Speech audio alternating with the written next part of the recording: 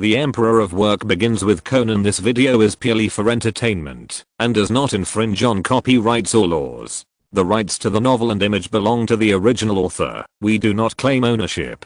Don't like waiting and want to listen to this fanfic in full now? Subscribe to our Patreon, where you'll find the best fanfics. Chapter 26. Your credit card with the last digit XXXX spent 3 million yen on a married woman in Tokyo. He knows, he really knows. Even though he had guessed it in his heart, when the 4 words Kudoshinichi came out of Toyama Tobi's mouth, Conan was still shocked, and his back was cold. This was fear and fear. As Toyama Tobi said, once his identity was known to the people of the black organization, he would definitely implicate Uncle Maori and Xiaolan. He would definitely die. No, wait. Conan, with a pale face, forced himself to calm down. This was the moment to survive. Conan had to find a way out for Xiaolan and Uncle Maori. Through these few meetings, Conan outlined a profile of Toyama Tobi in his mind. First of all, this guy is very good at hiding himself. He is a member of a criminal organization, but can get along well with the police. And he is very cautious in doing things.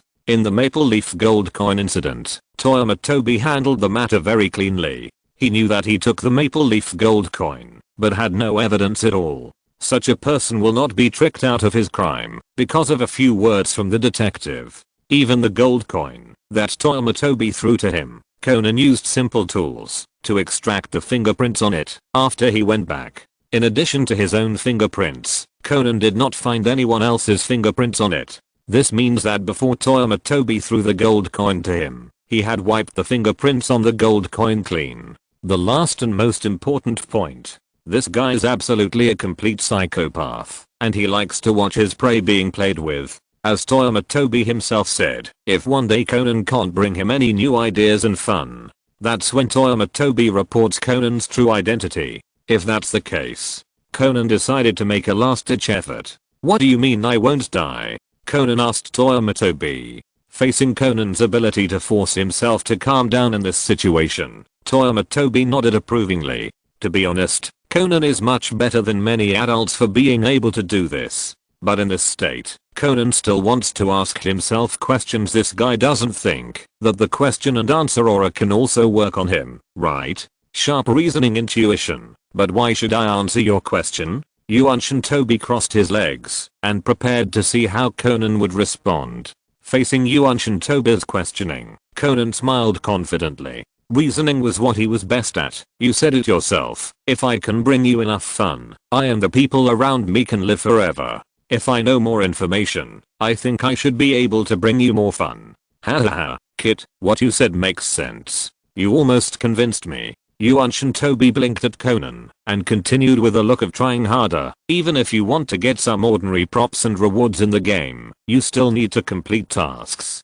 Little kid, you want to get something for free from me with just empty words? How is it possible? Yuanshin Tobi told Conan that there is no free lunch in the world and interrupted his idea of trying to get something for free from him. But what you said makes some sense. So I decided to open the paid query service to you. Yuanshin Tobi squinted his eyes and smiled at Conan and raised 3 fingers. You can ask me 3 questions now, and I will selectively answer you. The answers are authentic, and of course it's up to you whether you believe them or not. So, Toyama Tobi, what's the price? Conan was not blindly optimistic after hearing this.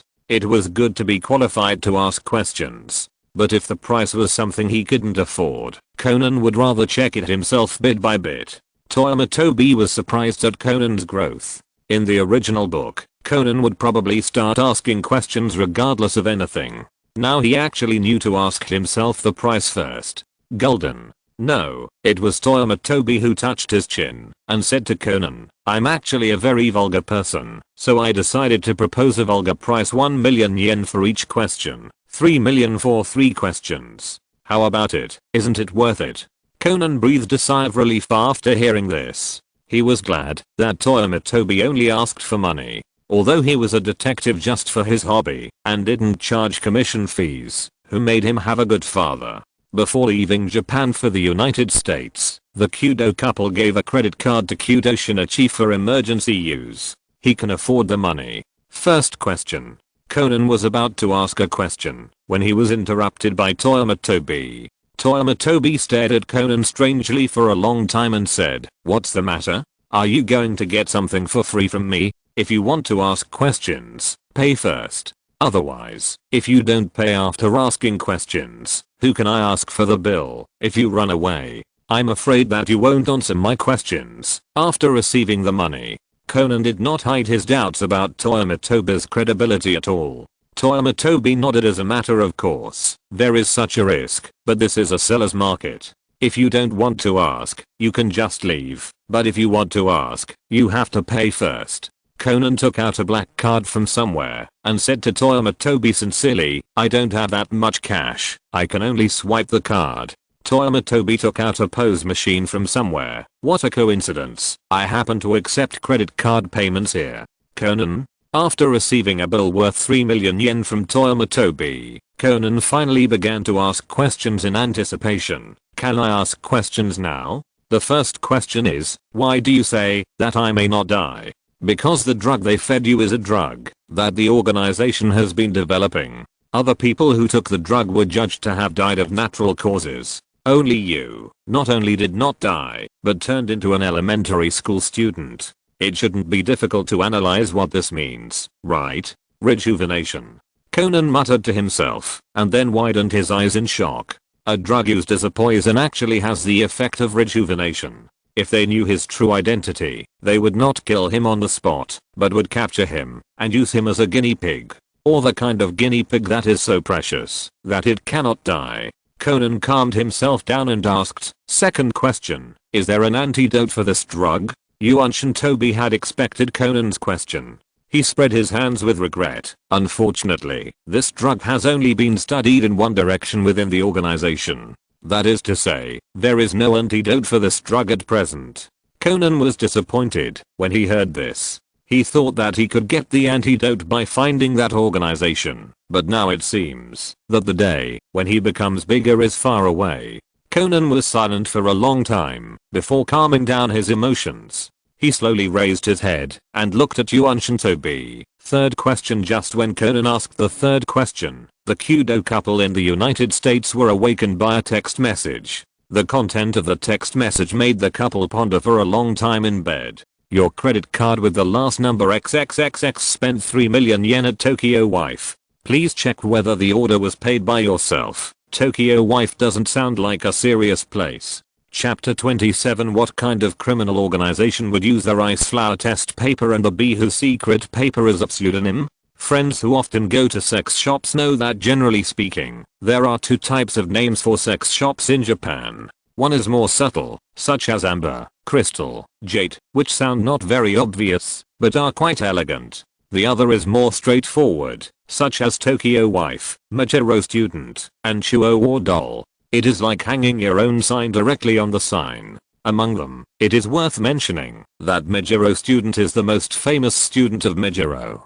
the Japanese women's university. The campus is located in Majiro, very close to Takeda Nobaba. It feels that the girls here will improve their self-cultivation for the boys of Waseda University. There is a science department that is rare in women's universities. It feels that there will be many cute science girls. This is the general impression of Japanese women's universities. Moreover, because many stewardesses come from this university, the identity of Majiro student has an extra layer of halo. One price for two enjoyments. Which man can refuse such a great value? Of course, the signs and names of these sex shops are like the beef in the picture of Lansao Ramen. It is totally unbelievable. If you don't want to be cheated, it's better to find a reliable local and go to some reliable shops. Wife, madam, these are indeed some very normal and reliable titles. But the shop called Tokyo wife, that can cost 3 million yen. The Kudo couple, who have never been White Lotus, immediately realized that their son has finally grown up.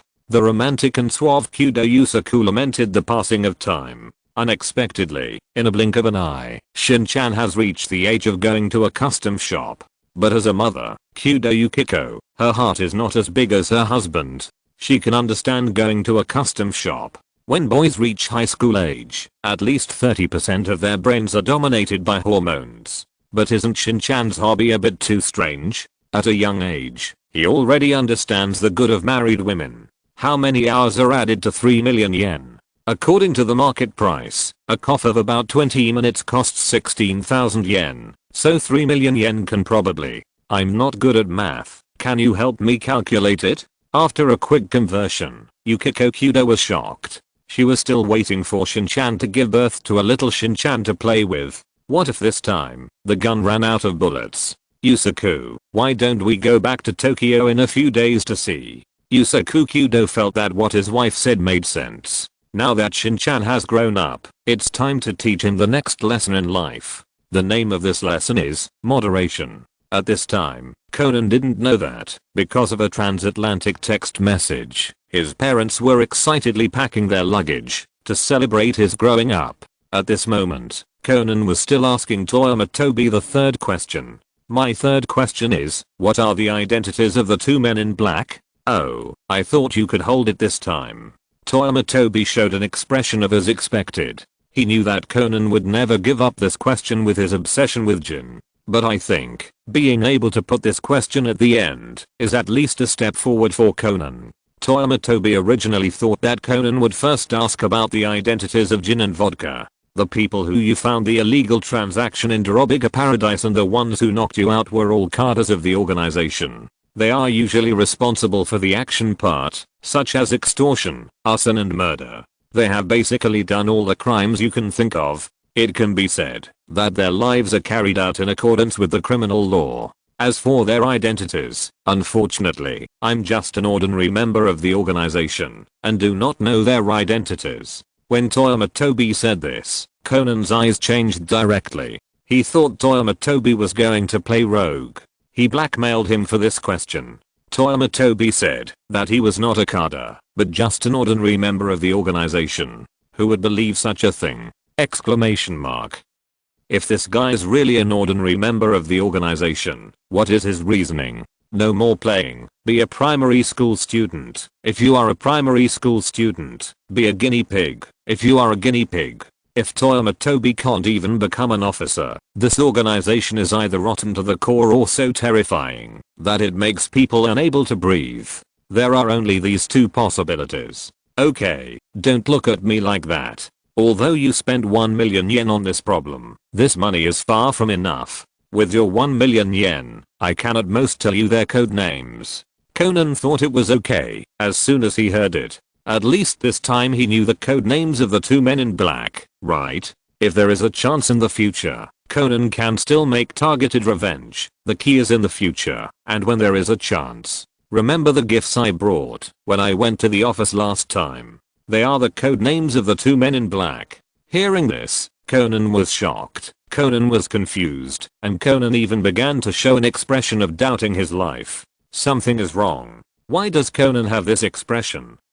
Seeing Conan frantically performing facial expressions for him, Toyama Tobi really didn't understand why Conan looked so strange. After a long while, Conan said to Toyama Tobi with contempt, I have long guessed that you would never be so trustworthy. Tell me, what kind of criminal organization would use Rice Flower Real Questions and Bihu Secret Scrolls as code names? Rice Flower Real Questions and Bihu Secret Scrolls? What the hell are those? Toyama Tobi looked a little confused. Shouldn't the code names be Gin and vodka? Did Conan get confused while doing his homework? You forgot? Exclamation mark.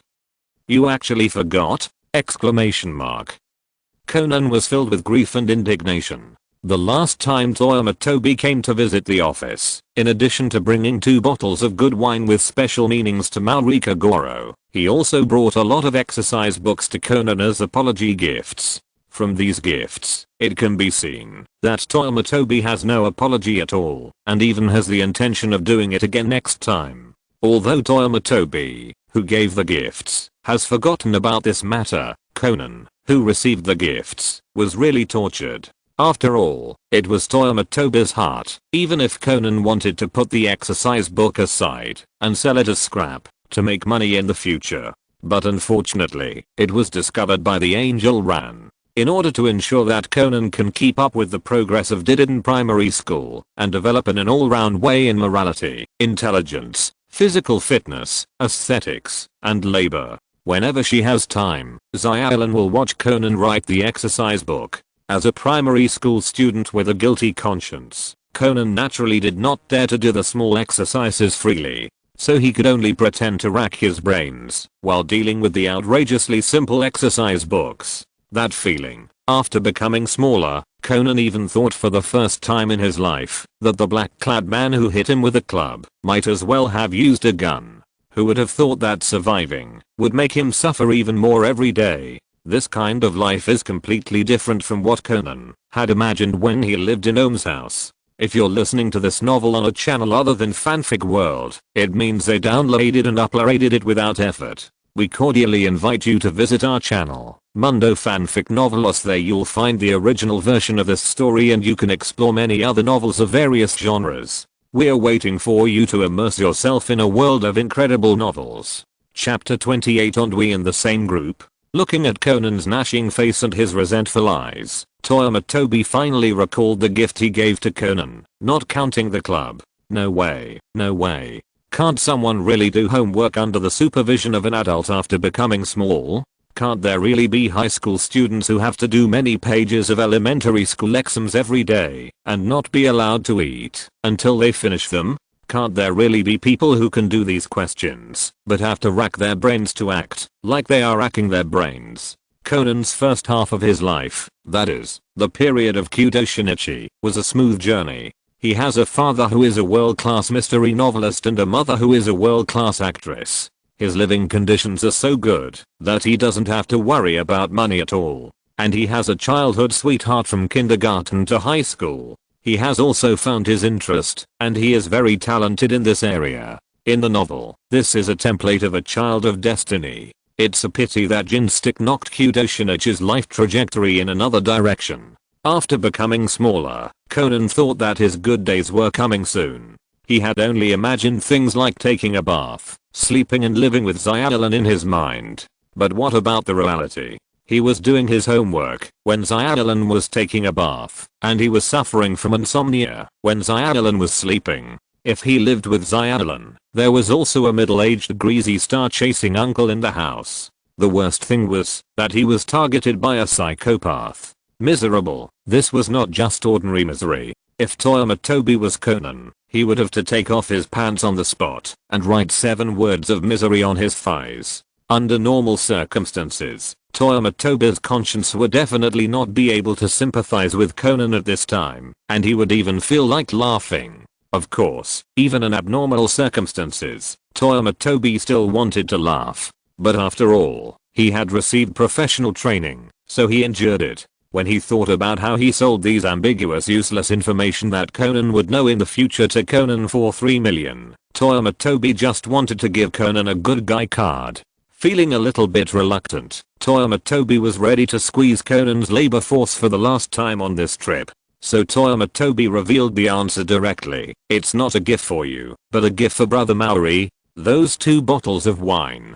Gin and vodka? Hearing the key point, Conan didn't care about the resentment and immediately confirmed with Toyama Tobi. Yes, the thin one is gin, and the fat one is vodka. Toyama Tobi nodded. I'm a little sorry to sell you 2 code names for 1 million, so I decided to give you an extra message.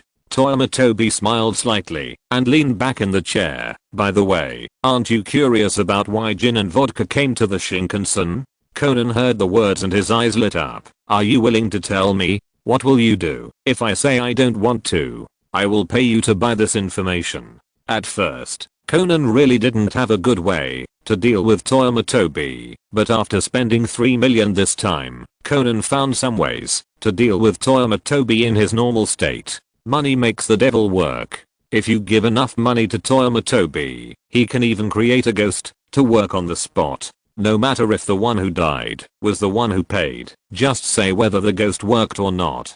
Conan's sensible answer made Toyama Tobi nod his head. For some reason, Toyama Tobi, who received money from Conan, suddenly found the joy of cheating the children of relatives for New Year's money during the Spring Festival. The evil internet has made today's children mature early, and Toyama Tobi's tricks are no longer effective. Unexpectedly, he actually found the long-lost joy in Conan. That's a good realization. I hope you can keep it up in the future. Toyama Tobi smiled at Conan and continued, but we are also trustworthy people. We will give gifts, if we say so. Gin and vodka came to the Shinkansen to trade with people about insider information about gold trading. Can your organization get such information? Of course it's fake. So for the sake of the organization's reputation, the transaction partner will be killed by the organization on the Shinkansen after the transaction. Toyama Tobi looked at the time pretentiously and said with a smile, now you have 1 hour to find the organization's killer and the transaction partner. If you don't find the transaction partner and the killer after 1 hour, Toyama Tobi didn't say the rest of the words, and there was no need to say more about this kind of thing. When the time is up, the transaction partner will die. In order to prevent others from dying in front of him again, Conan decided to use his reputation as a detective to find the killer and the organization's transaction partner. Conan even imagined that, if he could find the organization's transaction partner, he might be able to get information about the organization from the transaction partner. Conan, who currently has no channels to obtain intelligence from the organization, is not willing to give up any possibility. Looking at Conan's hurriedly leaving back, Toyama Tobi sighed silently. He is indeed a young man. He is really full of energy. Conan's departure did not make Toyama Tobi feel bored. He was emailing vodka at this time. The organization's action to silence people will soon begin, and Toyama Tobi also got the plan for this action from vodka.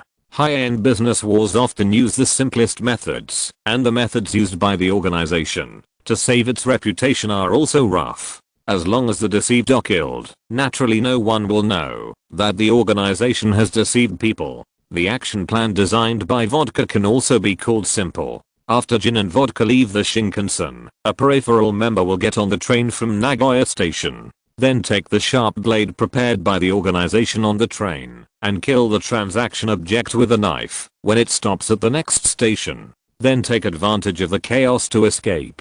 This is also the assessment task for this peripheral member to join the organization commonly known as a Pledge of Allegiance. Only when your hands are stained with blood can you be considered an organization member. Just when Yuan Shenfei was chatting with vodka, suddenly Yuan Shenfei felt someone was staring at him. He calmly turned off the screen of his phone and then put the phone away. He looked suddenly in the direction where the prying eyes came from. A man with a gloomy face, medium-length hair that looked quite greasy, and a thin body, but with obvious signs of exercise was staring at him. After Yuan Shenfei and him made eye contact, the man made a move that made Yuan Shenfei puzzled. He suddenly pulled out a dagger from his arms.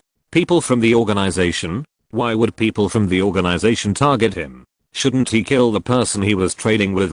Before he could think about it, the man with a knife was approaching rapidly, and with a crazy and ferocious look on his face, he swung the knife at Yuan Shenfei with all his strength. You can't control me anymore. Chapter 29. Simple business war, no middlemen. He has a gloomy look, medium-length hair, is extremely fast, and is not in a normal mental state. Most importantly, he has a stronger black clothes stress disorder than Conan. With just a few reactions, Toyama Tobi quickly matched the man in front of him with the character in his memory. Looks likely. Kiichiro Numabuchi. Kiichiro Numabuchi had a murder record before joining the black organization, and his physical fitness is very good. Such people are the most popular targets for the organization to absorb. Toyama Tobi remembered that Kiichiro Numabuchi seemed to be useless because of his poor psychological quality after receiving the organization's killer training. So he was sent to Habra AI, also known as Shirley, to serve as a guinea pig. He escaped from the organization before conducting human experiments and was wanted by the police for neurotically killing many black clothes men along the way. Later, it was proved that none of the black clothes men killed by Kiichiro Numabuchi had any relationship with the organization. He just simply liked to wear black. As for why the organization found that Kiichiro Numabuchi's psychological quality was not good, Toyama Tobi, who was quietly watching Kiichiro Numabuchi rushing towards him, made a judgment. For Kiichiro Numabuchi, who is not even an outer member, but only a candidate for an outer member, the organization will definitely not give them any psychological tests. Everything just needs some practice. It seems that this should be Kiichiro Numabuchi's first mission. It turns out that Kiichiro Numabuchi already had great malice towards the black-clothed man at this time.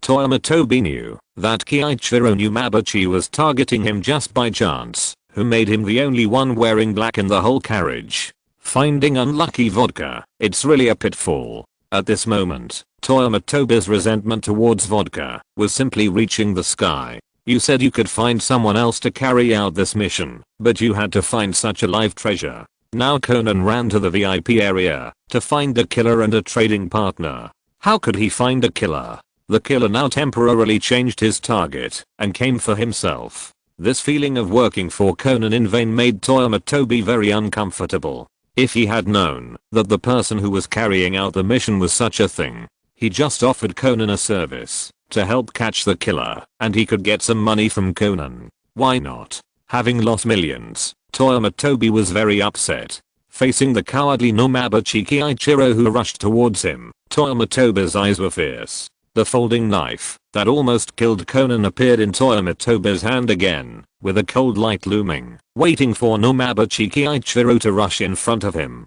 At this moment, the scene that made Toyama Tobi speechless appeared again. Numabuchi Kiichiro, who was almost crazy at first, suddenly calmed down after looking into Toyama Tobi's eyes. He might realize that the person in front of him seemed not to be an ordinary man in black, but a real member of the organization. Numabuchi Kiichiro calmed down instantly. He had a huge psychological shadow on the members of the organization. If it was just an ordinary person in black standing in front of him, he would not hesitate when swinging the knife, because that was just an ordinary person. But if a member of the organization stood in front of him and asked him to kill, he would be timid instead. When he was training as a killer, the psychological shadow left by the official members of the organization was not a little bit. He was ready to back off when facing Toyama Tobi. Unfortunately, the inertia of rushing forward and the inertia of swinging the knife could not stop Numabuchi Kiichiro. What was even more terrifying was that Numabuchi Kiichiro suddenly found that he seemed to subconsciously and uncontrollably swing his knife towards Toyama Tobi's left eye.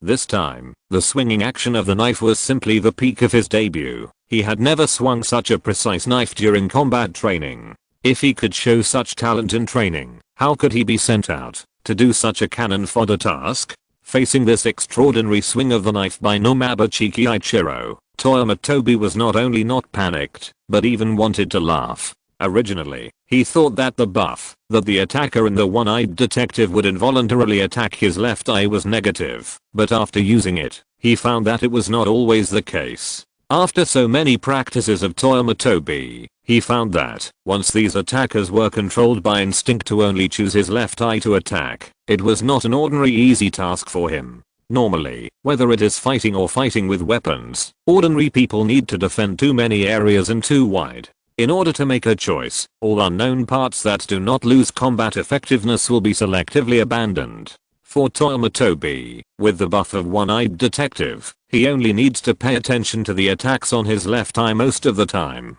Just like now, although the attack of Kiichiro Numabuchi is sharp, this knife with a clear landing point is like a rehearsed action by the director for Toyama Tobi. Although he doesn't know why Kiichiro Numabuchi's originally crazy expression suddenly turned into timidity and panic. But this does not prevent Toyama Tobi from eliminating harm for the people. Carrying a dagger on the Shinkansen and attacking innocent passers-by at the slightest disagreement. What kind of fun is this? I, the good man Toyama, will enforce justice today. Toyama Tobi, who was about to add a dagger to his body, suddenly lowered his body, and then the folding knife in his hand, slashed the throat of the old Kiichiro Numabuchi. After the rough tracheotomy, Toyama Tobi hurried to wait for the train, avoiding the blood splashing from Kiichiro Numabuchi's throat. He looked at Kiichiro Numabuchi with cold eyes, looking at him with disbelief, and finally fell to the ground. Toyama Tobi was confused by Kiichiro Numabuchi's last look. It was you who took the initiative to attack me. Why are you so shocked if I kill you now? Kiichiro Numabuchi actually wanted to say brother, we are one, but unfortunately he obviously didn't have such an opportunity now. After Kiichiro Numabuchi fell to the ground, the screams of other passengers in the car came late. Kiichiro Numabuchi's attack just now was too sudden, so no one reacted. and Toyama Tobi's counter-attack against Kiichiro Numabuchi was a matter of seconds. So these people didn't react until the person died. The two shocks combined made them scream sharper and louder than before. Some people ran to the front car to look for the train police. "Hey, Toyama, are you okay?" Maori Kagoro rushed over and held Toyama Tobi, who was fine. He relaxed a little after finding that Toyama Tobi was not injured. "Do you know this man?" Maori Kagoro asked curiously. It was hard not to be curious about such a resolute attack, especially what Kiichiro Numabuchi said before the attack. Toyama Tobi shook his head. "No, I don't know him at all. I also wonder why this guy suddenly attacked me." Toyama Tobi didn't lie. He really didn't know Kiichiro Numabuchi, but even though he didn't know him, it didn't stop Toyama Tobi from killing him. He was the only one who could sell the organization's information. Potential middlemen like Kiichiro Numabuchi were the ones that Toyama Tobi resolutely rejected. Chapter 30 Conan, let me tell you something about the organization. Then it seems that he mistook you for someone else, right? Maori Kagoro saw that Toyama Tobi was not lying, so he said with lingering fear. It didn't take long from the time when Kiichiro Numabuchi suddenly jumped up to the time when he was stabbed and fell down.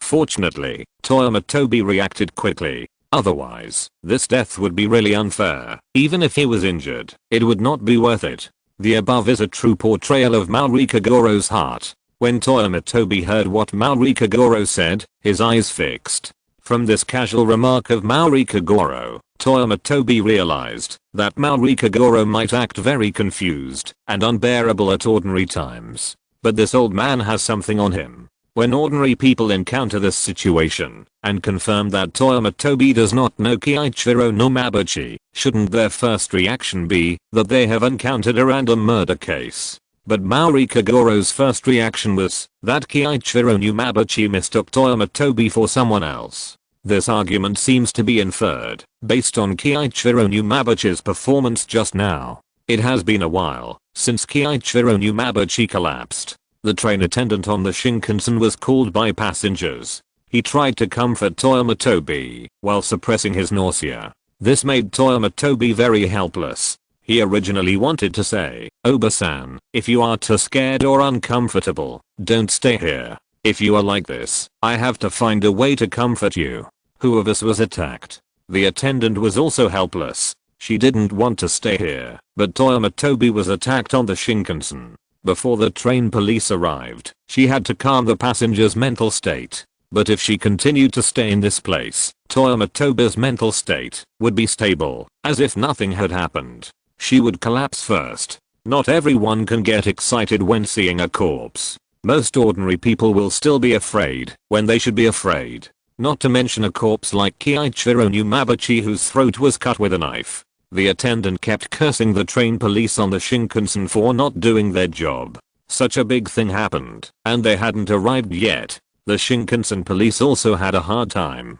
Before the ordinary carriages had any accidents, the VIP carriages were already in chaos. A kid who came from nowhere was rummaging through the suitcases of other passengers. A strong man's suitcase was opened, revealing his fetish of wearing women's clothes. The strong man was so angry that he kept chasing the elementary school student in the carriage. Then the kid said something to a woman in the carriage. They saw the woman open her briefcase, take out the white paper inside, and then broke down and cried. It sounded like she was defrauded. In short, the VIP carriage was in chaos, and the two police officers couldn't take care of it at all. At this time, the attendant ran to tell them that someone had died in the carriage in front and they needed to go to the scene. Then the woman didn't know what was going on. It seemed that she was scared by something and refused to let them leave the carriage no matter what. She even asked to completely close the carriage. The two police officers had no choice but to take the woman to the duty room first, leaving one police officer inside to lock the door, and the other police officer came to the carriage behind.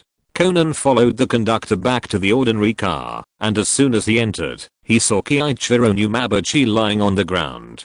Toyama Tobi also stood up to explain the incident to the conductor. He was sitting quietly in his seat, and suddenly a man with a knife roared and rushed towards him, ready to stab him. If he hadn't reacted quickly, he would have fallen to the ground. Toyama Tobi's words were confirmed by most people in the car because they were the first witnesses when Kiichiro Numabuchi suddenly killed people. Okay, Mr. Toyama, I'm very sorry for letting you have such an experience. After the conductor found out how this person died, he bowed to Toyama Tobi seriously to apologize. He has bowed to apologize countless times over the years, but this time he bowed willingly. For someone who can survive in such a situation, and even kill people in return, let alone bow, he would be willing to kowtow. I will go back and contact the nearby police station. I'm afraid you will need to go to the Metropolitan Police Department to make a statement when you return to Tokyo. It was at this time that Conan learned that the organization member who was supposed to assassinate the woman had changed his target to Toyama Tobi for some reason. The organization's action ended so nonsensically. In order to express the crew's apology, Toyama Tobi was upgraded to the VIP compartment by the crew. Of course, it is also possible that the people in the same compartment did not dare to continue to be in the same room with Toyama Tobi. Regardless of whether it was self-defense or not, Toyama Tobi's crisp and neat movements just now proved that this was not an ordinary person. Ordinary people would not be so agile in this situation. Of course, the traveling Maori family was also invited to upgrade together. Maori Kagoro and Zyalin were sitting in their seats, enjoying the luxury of the VIP compartment, while Conan sat with Toyama Tobi. Because of this oolong incident, Conan's fear of the black organization was dispelled a lot. It is obviously a criminal group that stops children from crying at night, but I didn't expect that the style of the task was Mr. Bean. What kind of outrageous development is this? Conan finally couldn't hold back his desire to commit suicide and teased Toyama Tobi beside him. When your organization recruits killers, don't you do some psychological tests? If all your killers are at this level, I don't think I need to investigate them. Facing Conan's ridicule, Toyama Tobi looked a little embarrassed. It must be that the organization's blind expansion recently has caused the quality of newcomers to decline so quickly. If it was when I joined the organization, this kind of stuff would never be released at all. Then when did you join the organization? Conan asked calmly. How long? Toyama Tobi recalled seriously, then shook his head. I forgot, but it should have been a while. Ever since Kudo Shinichi became Conan, the timeline of this world has been messed up. Toyama Tobi is really not sure how long he has been in the organization. It's not appropriate to say more or less about this thing, so it's no big deal to just say that he can't remember. However, this sentence has a different meaning in Conan's ears. Conan thought for a while and asked Toyama Tobi tentatively, since you have such a good relationship with the police now, have you ever considered becoming a tainted witness or joining them directly? It's more fun to be a policeman and catch criminals than to stay in the organization, right? Toyama Tobi looked at Conan for a few seconds until he saw that Conan was guilty. Then he laughed. After all this time, you want to recruit me? Forget about being a policeman. The thing I hate most in my life is exams. Toyama Tobi sighed from the bottom of his heart, and then he said to Conan, by the way, since you are so free now, I will give you another piece of news. Under normal circumstances, members of the organization perform tasks in groups of 2. The one who fell to the ground just now should be a reserve peripheral member, considered the lowest level of the organization. So when this kind of newcomer performs his first mission, there must be an old member nearby, either monitor or assist, or when his mission fails, continue to carry out the organization's mission. Damn, the picture in the previous chapter was swallowed, so uncomfortable. Chapter 31. You think too much, kid. 2 people in a group, 1 old and 1 new. Toyama Tobi's words kept echoing in Conan's mind, and Conan's expression became more and more terrified. The scenes that happened in the VIP car just now kept replaying in front of Conan's eyes, until the last 2 train police brought the transaction object of the black organization to the train police duty room. At the request of the transaction object, a train police was left with her, and the door of the duty room was locked from the inside. The Shinkansen slowly stopped at the platform. Toyama Tobi reminded Conan, who was still in a daze, if you don't go quickly, the person might run away, damn it. Conan secretly hated in his heart, he was careless. Toyama Tobi played a word game with him. He only told himself that there was a killer sent by the organization on the Shinkansen, but he didn't tell himself how many killers there were. Conan also assumed that there was only one killer sent by the organization after all. It was Gin, Vodka and Toyama Tobi. In addition to the organization's killer, in less than half a day, this Shinkansen actually gathered 4 members of the organization. Conan did not expect that there would be a 5th member on a small Shinkansen. Toyama Tobi did it on purpose. Looking at Toyama Tobi's half-smiled face, Conan thought of Toyama Tobi's performance when he was just mocking the black organization. This guy knew that the death of a member of the organization would not delay the organization's mission.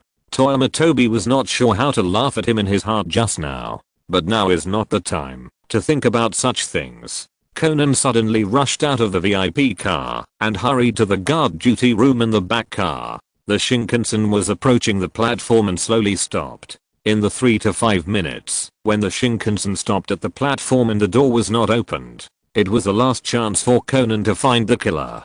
Don't let anything happen. Don't let anything happen. Don't let anything happen. Conan prayed frantically in his heart.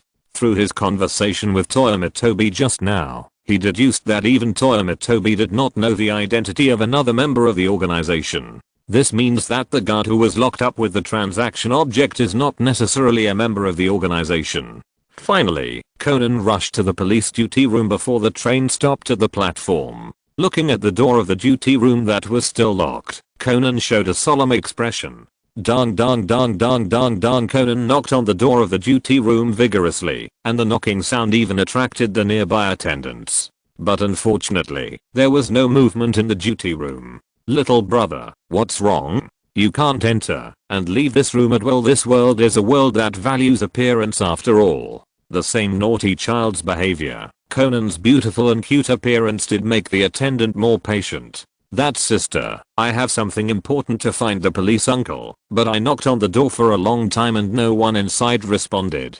Conan said to the attendant aggrievedly. Although the attendant felt strange, he decided to persuade Conan to return to his seat first. The train was about to stop at the platform, and Conan running around like this was really worrying. How about this? When the next train leaves, I'll help you find the policeman, and then let him find you, okay? Little friend, why don't you go back to your seat with your parents? The attendant's words made Conan stunned, and he turned around and saw Yuan Shenfei standing not far away and smiling and greeting him.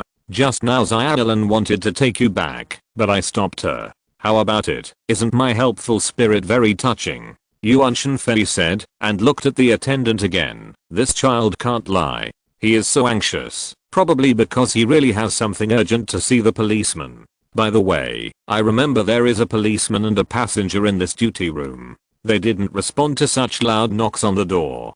Could something have happened? If the attendant didn't care about the first half of Yuan Shenfei's words, then the second half of the sentence was just a direct poke at her lungs. There have been enough incidents on this train today, and they are exciting enough. The entire crew didn't want to get any other bad news at all. The attendant's face changed slightly, and he hurriedly said to Toyama Tobi, okay, please wait here. I will go find another conductor right away. After that, the attendant hurried away. We are about to enter the station, and it may take some time for another conductor to get here. Toyama Tobi pointed to other carriages and asked, don't you want to go to those places to take a look at this time? You should have seen that conductor. Maybe you can find him in the crowd? But what if that conductor is not a member of your organization? Conan's words made Toyama Tobi speechless. You said that your organization acts in pairs, so can I think so? Gin and Vodka are one group, and you and the dead member are another group.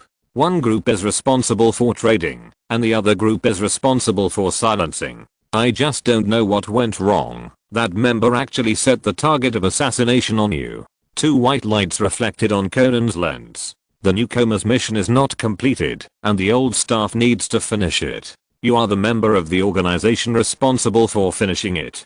Conan said with a confident smile. The flight attendant was too close to the duty room just now, so you need me to get her out of the way. After we all leave, you can use the key to open the duty room and kill the transaction object to complete the task of silencing him. What do you think of my reasoning?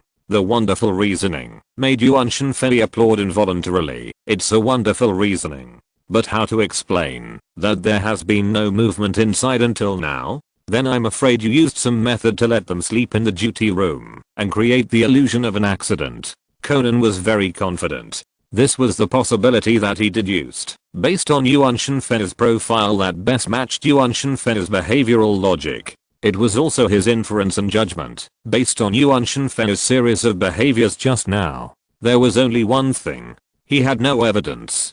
To be honest, Conan's reasoning was also very exciting to Yuan Shenfei. Not to mention that it really sounded like the case. If Toyama Tobi didn't know his identity, when did he become an old member of the organization who guides the new? He is still a new member who needs gin and vodka to guide him.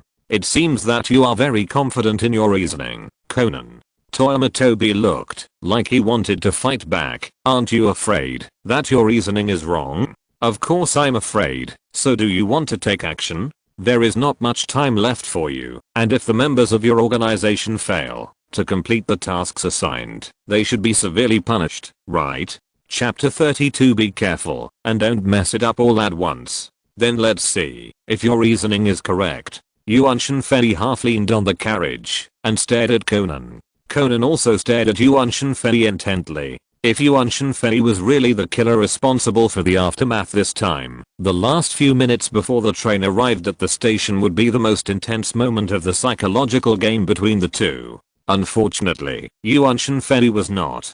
So in the end, Conan was the only one fighting wits and courage with the air. Not long after, the panting attendant brought the panting police to the door of the duty room. Seeing Yuan Shenfei half leaning against the wall, the police felt dizzy. Brother, why are you everywhere? However, after hearing Conan's abnormal reaction of knocking on the door but no one opened it, the police immediately realized the seriousness of the problem. He quickly took out the key and opened the door of the duty room. As soon as the door was opened, a pungent smell of blood rushed into everyone's nose. Conan didn't even need to run to the duty room to see what was going on inside.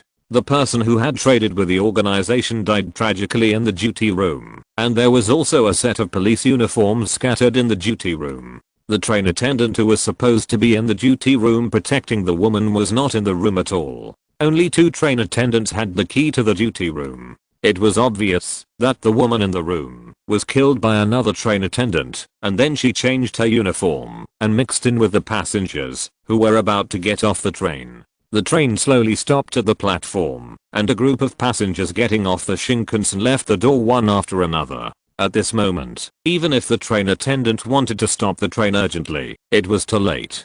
Conan turned around and looked at Toyama Tobi, only to see Toyama Tobi gave him a sarcastic smile and then lip-synced. Little detective, you lose again. After lip-syncing, Toyama Tobi walked back to the VIP car. Not long after, Conan also returned to his seat in a daze.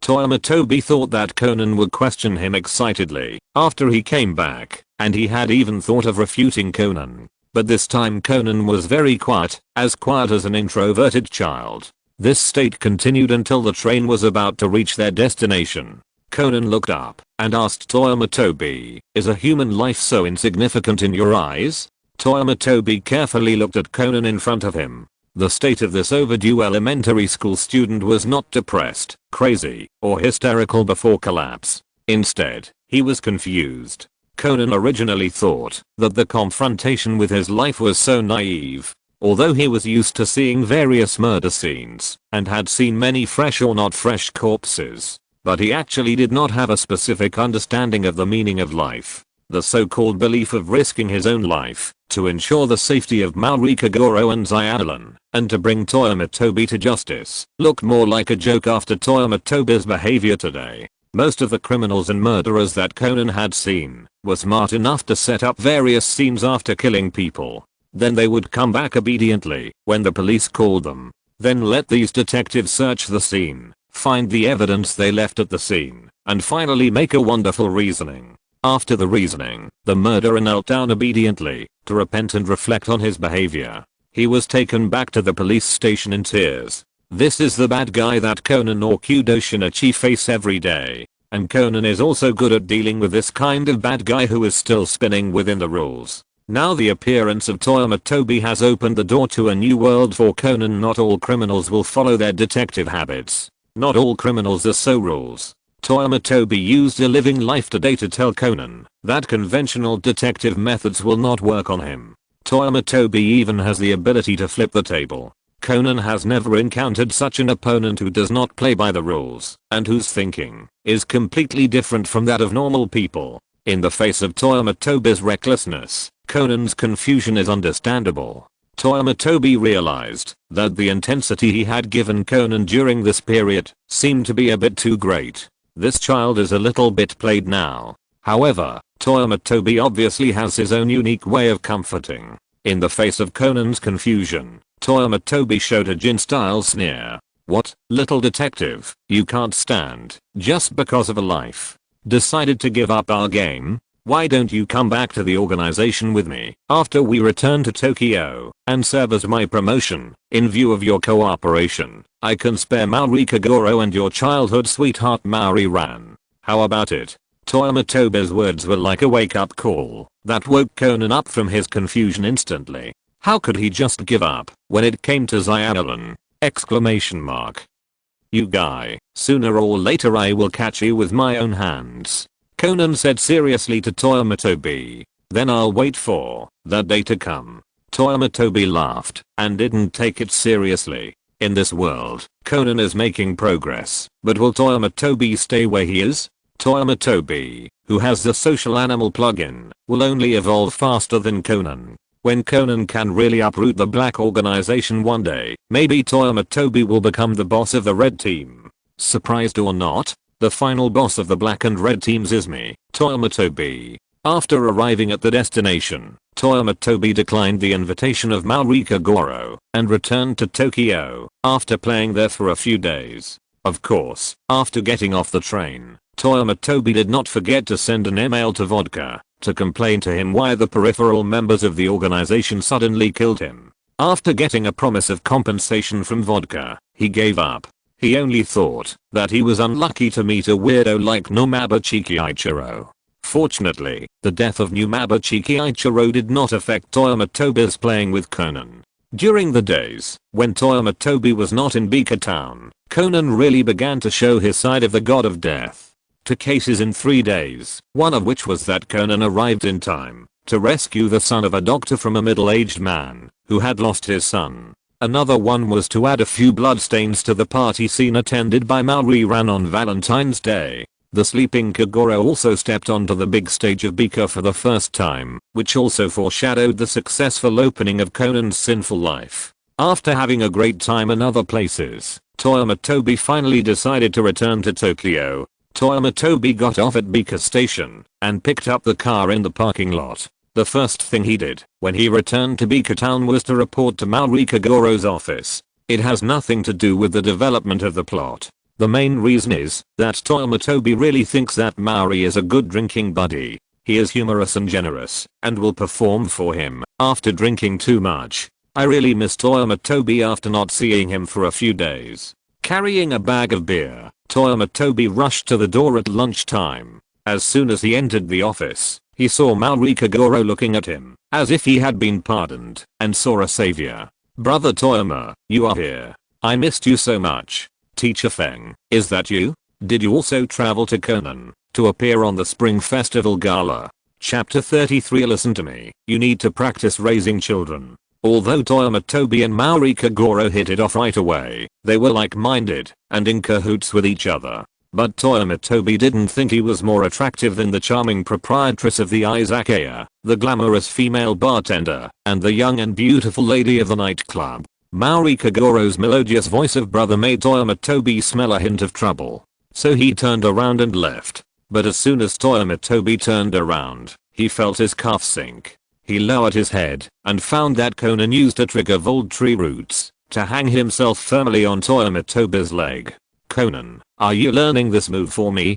Toyama Tobi only felt for Kudo Yusaku's family misfortune. The little things Conan learned in Hawaii, all of them were wrong. Okay, Toyama Tobi found that once a person abandons his integrity and moral bottom line, he will indeed find the world colorful. He looked at Maori Kagoro speechlessly. I just came back from abroad, so please don't let it be a trouble. Maori Kagoro laughed so cunningly. How can it be a trouble? It's like this. Maori Kagoro told the story slowly.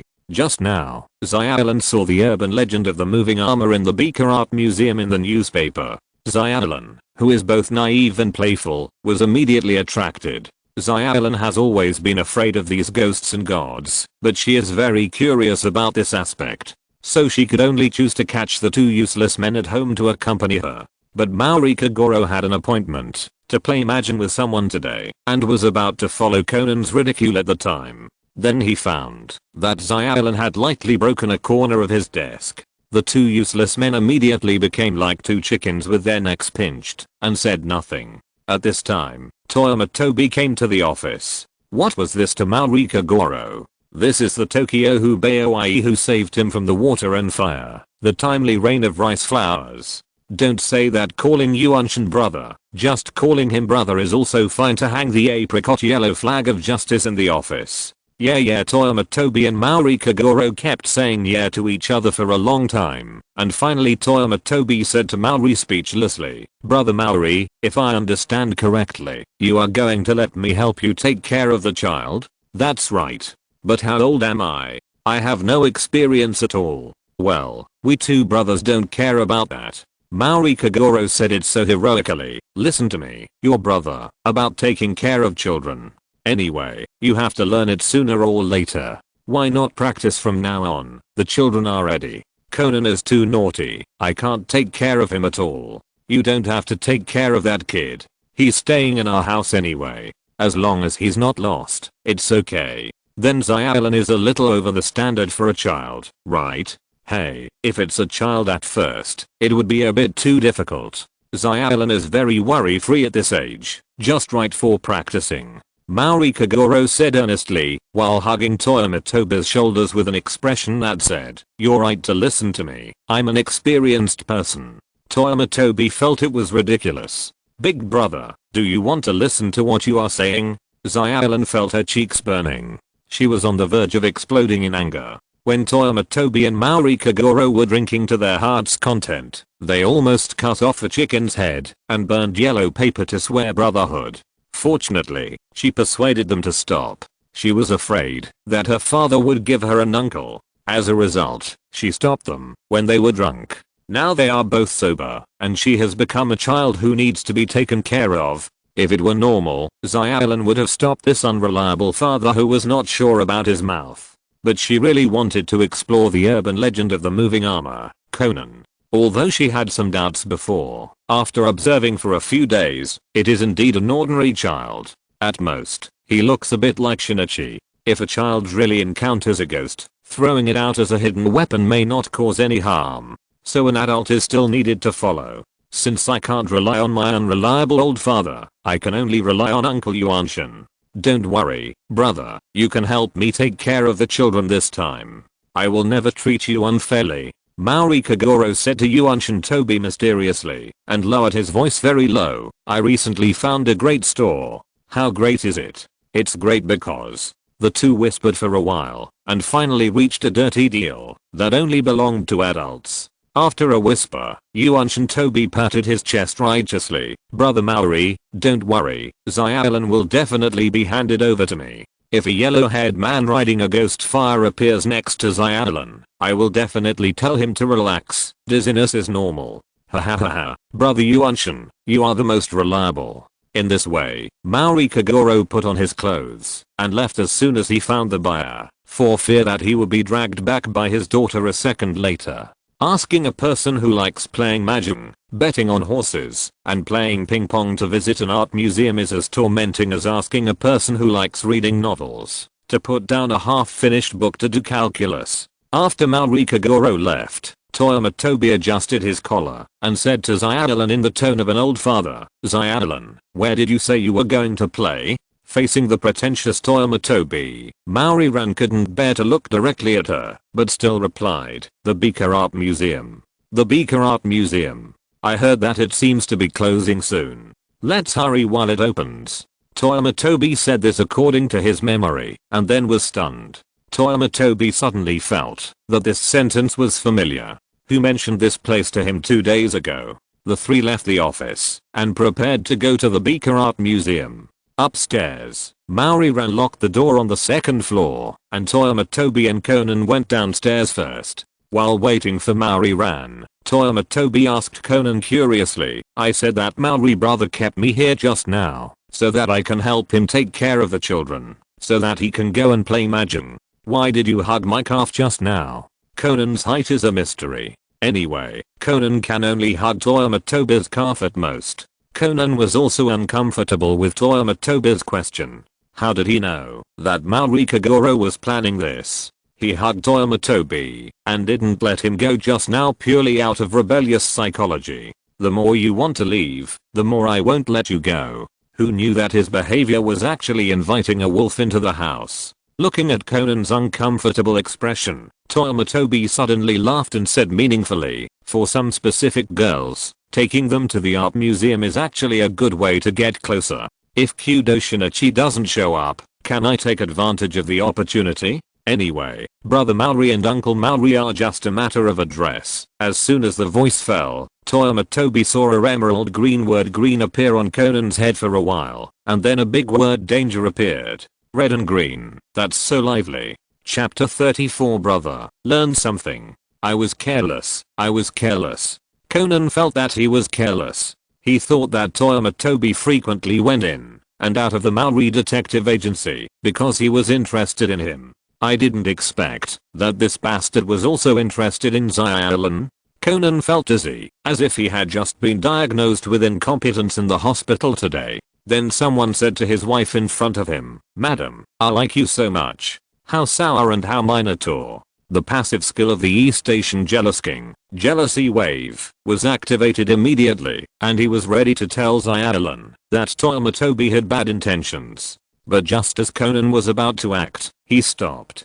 "Can't go. If you go, you will fall into the trap." With the unremitting help of Toyama Tobi, Conan suffered more and more losses. For a smart person like Conan, he will naturally sum up some experience after suffering too many losses. Saint Seiya will not be beaten by the same trick. The same is true for high school detectives. Conan dared to guarantee that, if he told Xylan that Toyama Tobi had bad intentions and wanted to seduce him, Toyama Tobi would never admit it. Conan even foresaw that Toyama Tobi would use that innocent look to confuse Xylan. Conan's credibility in Maori-ran's heart was not that high because of various events. In addition, Conan had been destroying his image in the office these days, and he didn't need to worry about pretending to be a child. Xylan would definitely believe Maori Kagoro's half-brother, Toyama Tobi. Damn, are these also part of Toyama Tobi's plan? Conan was in a dilemma for a while. If he didn't tell Xylan about Toyama Tobi's plan, Xylan might be deceived. But even if he told Xylan the true face of Toyama Tobi, Xylan might not believe it. No, it's not that she would definitely not believe it. After all, Conan had said it before, not to mention Xylan. Even the police officers of the Metropolitan Police Department didn't believe it. Just when Conan was in a state of confusion, Xylan locked the door and walked out of the office. "Brother Toyama, shall we go?" In order to prevent herself from calling Toyama Tobi uncle one day, Maolilan decisively determined her own name for Toyama Tobi. It's better to forget about counting on her unreliable father. In this situation, Xylan seemed to suddenly understand a little bit why her mother wanted to separate from her father. To be honest, facing such a man all day long would easily make people angry and have breast hyperplasia. Facing Maolilan with a bright and beautiful smile and Conan who was in a dilemma, Toyama Tobi smiled slightly and then asked Conan a difficult question. Toyama Tobi brought Xylan and Conan to his DB5 and then opened the door for Maolilan like a gentleman. Xylan looked at the classic car in front of her in amazement and gave a sincere admiration. "It's so beautiful." The lethality caused by this beauty from the golden age is not divided by men, women, old or young. The attraction to others is equivalent to Jin's Porsche 356A. However, this car has a small problem that is not a problem. That is, due to the model. Although the DB5 has rear seats, the space in the back is hard to describe. Adults may feel uncomfortable sitting in the back seat, but a first-grade student should be just right. Toyama Tobi smiled and signaled Conan that he could go to the back seat and be a pure light bulb. He was going to take Xylan to the art museum she wanted to go to in the front passenger seat. Hey, what kind of exciting Minotaur plot is this? Sister Xylan, can you sit in the backseat with me? Conan immediately started to act like a spoiled child. As long as the front seats were put down, an adult could sit in the back seat behind the front passenger seat. Based on Conan's understanding of Xylan, he was already acting like a spoiled child, so it must be no. Conan. Maolalin righteously rejected Conan's unreasonable request. If Toyama Tobi was driving a normal car, Maolalin might have apologized to Toyama Tobi and accommodated Conan. But Toyama Tobi was driving a GT sports car today. Put down the front seats and let them sit in the back seat, and then treat Toyama Tobi as a simple driver. This is not only impolite to Xylan, but also uneducated. Maolalin, who has a good upbringing, will naturally not give in to Conan without a bottom line. At this time, Toyama Tobi, who was watching with a smile on his face, also gave his affirmation at the right time. That's right, Xylan, we can't just indulge children. We must firmly say no to some of their excessive requests. After that, Toyama Tobi threw Conan directly to the backseat of the DB5, and then invited Maolalin to get in the car and help to close the door. This set of actions is normally just a gentleman's social etiquette, but in Conan's eyes, it is equivalent to a signal that Toyama Tobi has launched an attack. Xylan, you can't let this beast in human clothing fool you. Conan wailed in his heart, and at the same time, concentrated all his attention. He stared at Toyama Tobi, fearing that he would do something out of line if he didn't keep an eye on Toyama Tobi. Seeing the nervous Conan in the rearview mirror, Toyama Tobi felt that Conan was worrying too much. With the fighting power of Maolalin, he is actually afraid that others will mess with Xylan. What kind of physical fitness is this? How many lives do you have to dare to mess with the female version of Saint Seiya? If you really want to mess with it, don't you have to weigh whether your bones are as hard as the concrete poles on the street? Although Conan, the god of death, is in the car, Toyama Tobi's car did not follow the old path of Maoli Kagoro's rental car. The group arrived at the Beaker Art Museum in peace. Looking at the deserted art museum in front of them, Maolalin even doubted for a while whether they came to the wrong place. Under normal circumstances, when such urban legends are spread in art museums, shouldn't many people come to find out? It seems that this art museum is really hopeless. Even with this kind of publicity method, there are still few people visiting. I'm afraid it will close down soon. As soon as Toyama Tobi stopped the car, he heard Conan's jealous sharp comments. For Conan's emotional intelligence, Toyama Tobi finally gained some insights today. No, little brother, I didn't come to this place on my own initiative. It was your sister Xylan who dragged us here. You are saying this in front of everyone. Is there any difference between that and slapping Xylan in the face? Sure enough, Toyama Tobi saw a well character vaguely on Xylan's forehead. Conan's typical rookie remarks made Toyama Tobi laugh. Generally speaking, some boys will make such stupid moves when they do not have rich love experience and face strong competitors. At this time, as a competitor, Toyama Tobi can easily gain the favor of some girls by standing on the girl's standpoint and saying a few words. At least girls won't hate him. It doesn't matter, wouldn't it be better if there were fewer people? It's better to visit an art museum in a quieter environment. After saying that, Toyama Tobi looked at Conan provocatively. Did you learn it, brother? If you're listening to this novel on a channel other than Fanfic World, it means they downloaded and uploaded it without effort. We cordially invite you to visit our channel, Mundo Fanfic Novelos. There you'll find the original version of this story and you can explore many other novels of various genres. We're waiting for you to immerse yourself in a world of incredible novels. Chapter 35. The old man is half buried in the ground. Why join the organization and receive a pension? Shameless, so shameless. Conan was full of contempt for what Toyama Tobi said, and Toyama Tobi didn't even look at Conan. A defeated general dares to talk about courage? The three of them entered the art museum. As expected, there will be a murder in this art museum today. In fact, when Maori Kagoro said that Xylan wanted to go to the Beaker Art Museum to see the moving armor, Toyama Tobi had already thought of which case in the plot this was. the painting called Heaven's Punishment, and the old curator who was over 70 years old, but could still nail an obese adult to the wall with a sword. When I watched the anime at first, Toyama Tobi didn't feel anything. I just thought that the old man was in good health. Later, Toyama Tobi started reading fanfiction, and this case seemed to be a plot that could not be avoided in fanfiction. Some authors will let the protagonist help the old curator conceal the crime of murder, and some authors will stand from the perspective of justice and point out the fact that the old curator killed people. Now it is Toyama Tobi's turn to experience it himself. There is nothing to say, let go of the plot of helping others, and respect the fate of others. If Toyama Tobi really had to express any opinion, it would be that nailing a person to the wall was too bloody. Mr. Toyama was kind-hearted, and could not bear to see this scene. Shouldn't the final destination of this capitalist be the street lamp on the streets of Beaker Town? It can only be said that the old curator's killing method has a sense of ritual, but not much. After entering the art museum, Conan was relieved that Toyama Tobi did not travel with Maolilan. Xiaolan prefers paintings with unclear meanings, while Toyama Tobi prefers miscellaneous and artifact-like artworks. Fortunately, although there are not many tourists in the Beaker Art Museum, there are people in each exhibition hall. Xiaolan will not be scared by herself in the empty exhibition hall. In fact, many people who are afraid of ghosts scare themselves. According to the established rules, how can ghosts appear in front of a lot of people for most of the day? In general, don't they stay under the beds of each household and wait for the opportunity to move after the lights are turned off?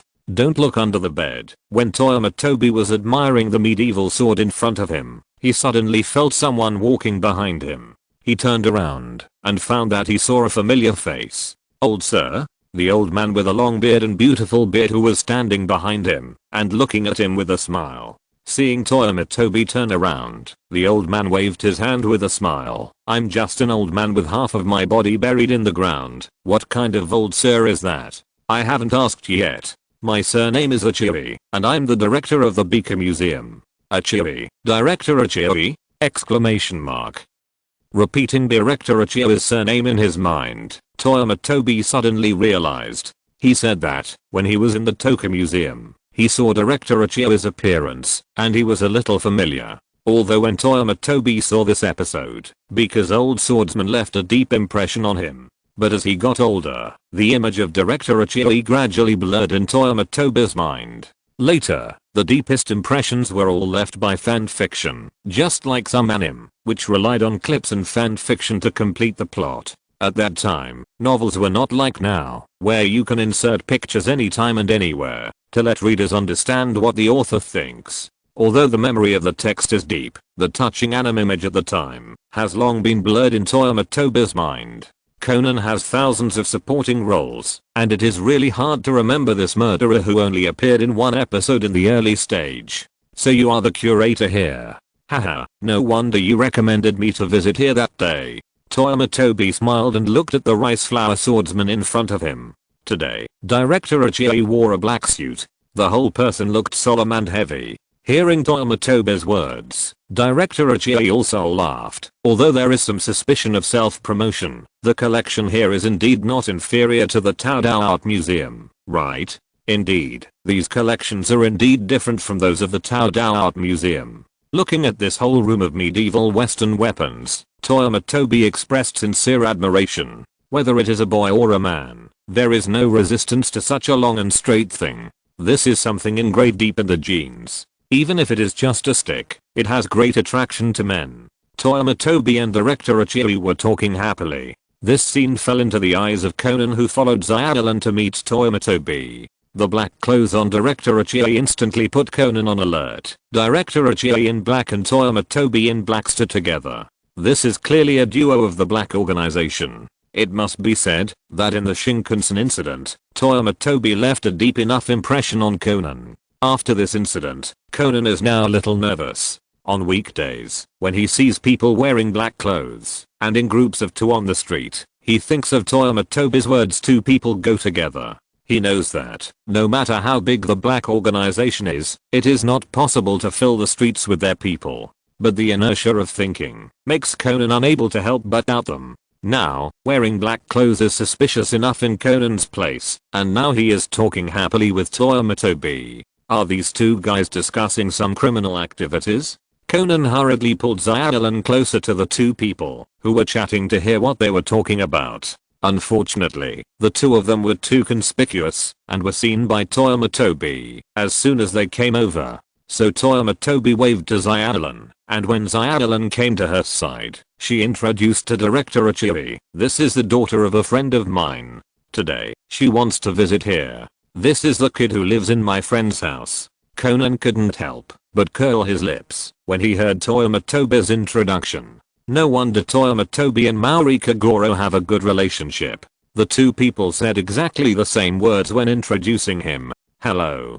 Director Ichiri smiled kindly and greeted Xyadalan and Conan. For those who like these artworks, Director Ichiri has a kind of affection for those who like the house and the people in it. However, such kindness was regarded as crocodile tears by Conan. After a brief greeting, Director Ichiri said goodbye first. After Director Ichiri left, Maori-ran was eager to explore the moving armor in the art museum. Just as Maolilan confidently led the way, Conan approached Toyama Tobi and whispered that Director Ichiri is also a member of your organization, right? He is your partner? Ah.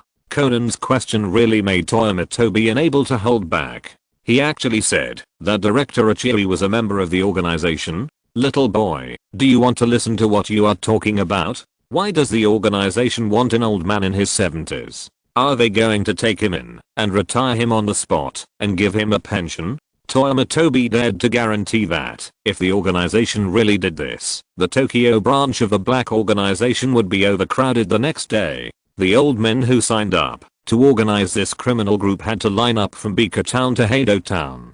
Chapter 36. Death must be aware of taking the blame. The look in Toyama Tobi's eyes that looked like a psycho made Conan realize that he was probably too sensitive this time. That's right, the old man with a kind face doesn't look like a bad guy. Conan performed a face in front of Toyama Tobi. After Director Ichiri left, Toyama Tobi and Maoli-ran took Conan around the art museum again and again. Finally, the two adults exhausted the stamina of Conan, a little kid. Conan, who was forced to go shopping, was like a zombie, staggering behind Toyama Tobi and Maoli-ran. If Conan was not afraid that he would fall behind and give Toyama Tobi an opportunity to take advantage of him, he would have run to the side to rest. That's right, Toyama Tobi did it on purpose. Although the Bika Art Museum is not as big as the Taodao Art Museum, it covers a large area. In addition, there are many partitions in the venue due to the classification of the venue, so if you want to visit across the districts, you can only walk in twists and turns. You can't get there in a straight line. When Toyama Tobi and Maolilan visited, they often chose to walk from one exhibition area to another exhibition area that was the farthest away. For Maolilan, a Saint Seiya who has practiced martial arts for many years, these few steps are not even considered warm-up. What's more, Xyadalan also added the shopping buff today, and her combat power sword. Toyama Tobi has the growth potential of Jin, although Jin's elder brother usually drives to and from work. But he is not physically fit, and can't support his elder brother's workload like a model worker. So among the three people, Conan is probably the only one who feels like he ran a marathon. By the way, because Conan is short and his legs are not long, so if he wants to follow Toyama Tobi and Maolilan, two people with long legs, he naturally has to jog all the way. It seems that it is not an exaggeration to say that he ran a marathon. Xyadalan's sister, I can't do it. Why don't we go home? I really can't walk anymore. Conan trembled and stretched out his hand hoping that Maolilan would end her atrocities. Seeing Conan's miserable appearance, Xyadalan didn't have a good time, but she could only stop here today. The kind-hearted Xyadalan would never force a child who was almost exhausted to accompany her shopping. Okay, let's go then. Although Maolilan was a little disappointed that she didn't see the moving armor today. But for Xyadalan, who is afraid of ghosts, not seeing this kind of urban legend is probably a different kind of luck. The main purpose of Toyama Tobi's coming here today is to take care of the child. Since Xyadalan and Conan have decided to go home, he also agreed. Just as the three were about to leave the art gallery, Xiaolan suddenly stopped the two when passing by the Hell exhibition hall. Wait, Toyama brother, Conan, was there a sign prohibiting entry here just now? Conan recalled and nodded. Yes. Maolilan suddenly smiled. In this case, why don't we go shopping here before going home? Okay, Conan. Although Conan was helpless, he still agreed. It was just an exhibition hall of an art gallery. How long can he stay there? Toyama Tobi followed the two without saying a word. When Maolilan noticed that the Hell exhibition hall could be entered, he already knew what would happen next. Then, when the group walked to the depths of the exhibition hall and saw the painting called Heavenly Punishment, Maolilan screamed steadily. Compared with Xiaolan, who was more knowledgeable in the later period, she rarely came into contact with such a shocking fresh corpse. Toyama Tobi, who was originally quite calm when looking at the corpse, was startled by Xiaolan's sudden shout and subconsciously took a half step back. Then he saw Conan cast a suspicious look at him. It has nothing to do with me. Toyama Tobi raised his hands. I don't even know this person. I think the problem should be with you. How is it possible? I don't know the deceased either. This time Conan didn't need to step forward to confirm the victim's condition. The throat of the corpse in front of him was pierced by a sword, and the whole person was nailed to the wall of the art gallery. There was a large pool of blood at the feet of the corpse, and there was a sparse blood flowing from the corpse. No matter how you look at it, this person is not alive. Toyama Tobi calmly led Xiaolan and Conan out, and Maolilan gradually calmed down after leaving the crime scene. As a matter of habit, Xiaolan ran out to find a phone to call the police without waiting for Toyama Tobi to speak. Toyama Tobi put down her hand that was stretched in the air speechlessly. I was just thinking that I have a cell phone that can call the police directly. But it was good that Xiaolan left, because Toyama Tobi just happened to have some personal conversations with Conan. For example, how many cases have you encountered since we met? The kidnapping of the little girl, the Italian robber group, and the murder case on the Shinkansen. When Conan mentioned this, he expressed his objection. The kidnapped little girl was a commission taken by Uncle Mori. The Italian robber group and the murder case on the Shinkansen were not all caused by you? Toyama Tobi did not argue with Conan, but nodded and said, okay, then these two cases will be counted on me. But I just heard Xiaolan say that you encountered two more cases when I was away. One of them was a poisoning murder case. Isn't that right? That's indeed the case. Although Conan wanted to refute, he couldn't say anything. He found the missing child at the critical moment, and he also witnessed the victim's death from poisoning at the scene of the Valentine's Day murder. Although the case was solved by sleeping Kagoro, Maori Kagoro came later. Conan couldn't get rid of these two parts for a while. Very good. Then I don't know the victim of today's murder case. Obviously, the reason why he died is because you came to the art museum today. Toyama Tobi made the final judgment in a brisk tone. But I don't know the deceased either. Conan quickly found the loopholes in Toyama Tobi's words and said indignantly, then you know the victims of the previous two cases? Conan was speechless and could only express his silent protest with silence. Soon, the police officers of the Metropolitan Police Department's Investigation Division arrived at the scene. Hearing that a murder case had occurred in the jurisdiction, Major Jusen rushed to the Beaker Art Museum with his men. As soon as he arrived near the scene, he saw a tall girl standing outside the exhibition area waiting for him. Isn't that Xiaolan? Major Jusen's head suddenly buzzed. According to the recent pattern, wherever Xiaolan is, Conan will be there. Where Conan is there, Maori Kagoro will be there. Since Maori Kagoro resigned from the Metropolitan Police Department, have they met too often recently? However, where is your father, Xiaolan, and the Conan who lives in your house? Chapter 37. Maor Conan is quite capable of being a big brother. Facing Major Jusen's question, Maolilan smiled awkwardly. That father didn't come with us today. Brother Toyama brought us here. Brother Toyama? Major Jusen's eyes were filled with joy. For a brother who can skillfully command all kinds of brothers, he will not refuse the appearance of brothers. Moreover, in Major Jusen's view, his brother Toyama, who looks very friendly, has a bit of a weird physique. If brother Maoli has a tendency to develop into the god of death and the god of plague, then brother Toyama is simply the gospel of the Metropolitan Police Department's detectives. Look at brother Toyama's deeds since his debut, subduing the kidnapper at the kidnapping scene and successfully rescuing the hostages. Although one enthusiastic citizen was accidentally injured, and the kidnapper has not yet come out of the hospital, he received a commission to catch a burglar, a person who bought citizen information, and a broker who was a traitor. Then he killed a knife-wielding gangster in self-defense on the Shinkansen, and it was later confirmed that the gangster was a murderer on the run. If Maori Kagoro is about to become a walking disaster, then Toyama Tobi is a mobile credit library for the detectives. Let's say that who doesn't like such a mobile credit library? Brother Toyama, it's been a long time since we last met. Officer Meiji greeted Toyama Tobi enthusiastically. Toyama Tobi is no longer surprised by this. Isn't this the treatment that the flower of the Metropolitan Police Department should have? Come on, Officer Meiji, let's go to the scene. Before you arrived, I have been watching here, and no one has entered. Except a group of people walk towards the Hell Exhibition Hall. In order to reflect the atmosphere of the Hell Exhibition Hall and the grounded mansion, the lights in this exhibition hall are usually much less than those in other exhibition halls. Of course, it is not ruled out that Director Ichii has the idea of energy conservation and emission reduction, and controlling the operating costs of the art museum. This is a fair way to save money. Someone died in the exhibition hall, so the staff naturally turned on all the lights in the exhibition hall.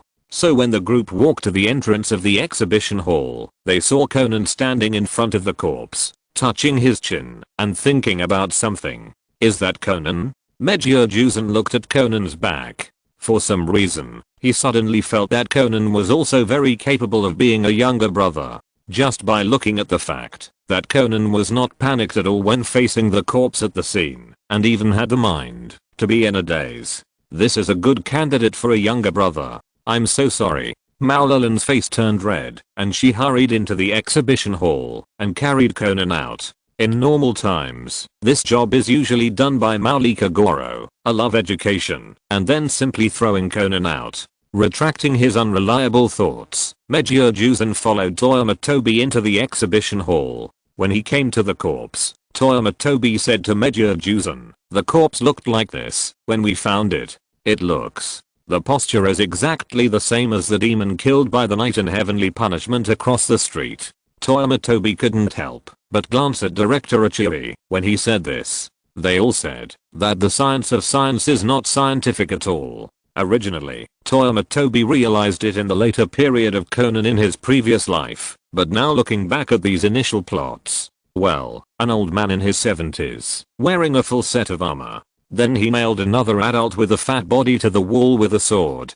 To be honest, Director Ichii's series of actions are really rare in reality. If the old man was not too old, Toyama Tobi was really tempted to recruit the old man into the organization. Wouldn't it be great to be a great swordsman in the organization and art museum? When the FBI, CIA, or the public security come to the door one day in the future, the old man will stand up and make a flying slash. The Great Pirate Era will be opened directly in the Conan world. As expected by Toyama Tobi, after Meiji Jusen saw the body, Director Ichii's suspicion was immediately ruled out. Inspector Meiji cast more suspicious eyes on other strong young people in the art museum. There is no way except for the weirdo Conan. Anyone who sees this scene will probably not doubt an old man. This is simply against common sense. Toyama Tobi found that the police in reality are not as useless as shown in anime. There were surveillance cameras at the scene, but Conan still needed to remind them.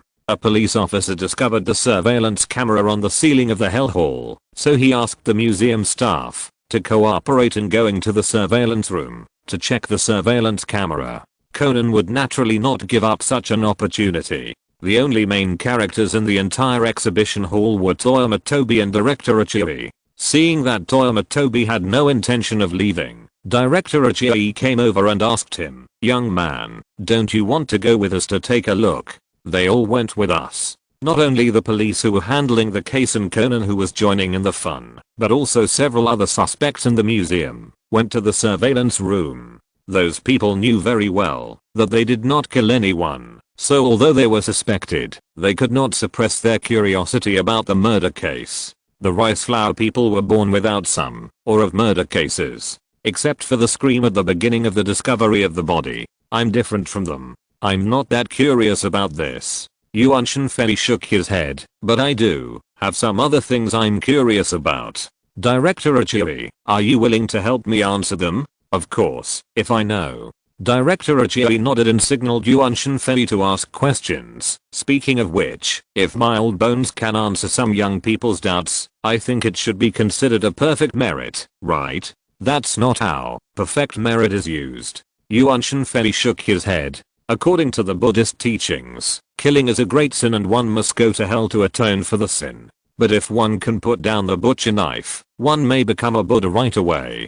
The main point is that the face is changeable and the standards are different. I won't ask Director Achioi why you want to kill this person. Yuan Shenfei raised his chin towards the corpse. I'm curious about whether you can get what you want. After killing this person, Yuan Shenfei just stood in front of Director Achioi leisurely, without any defense.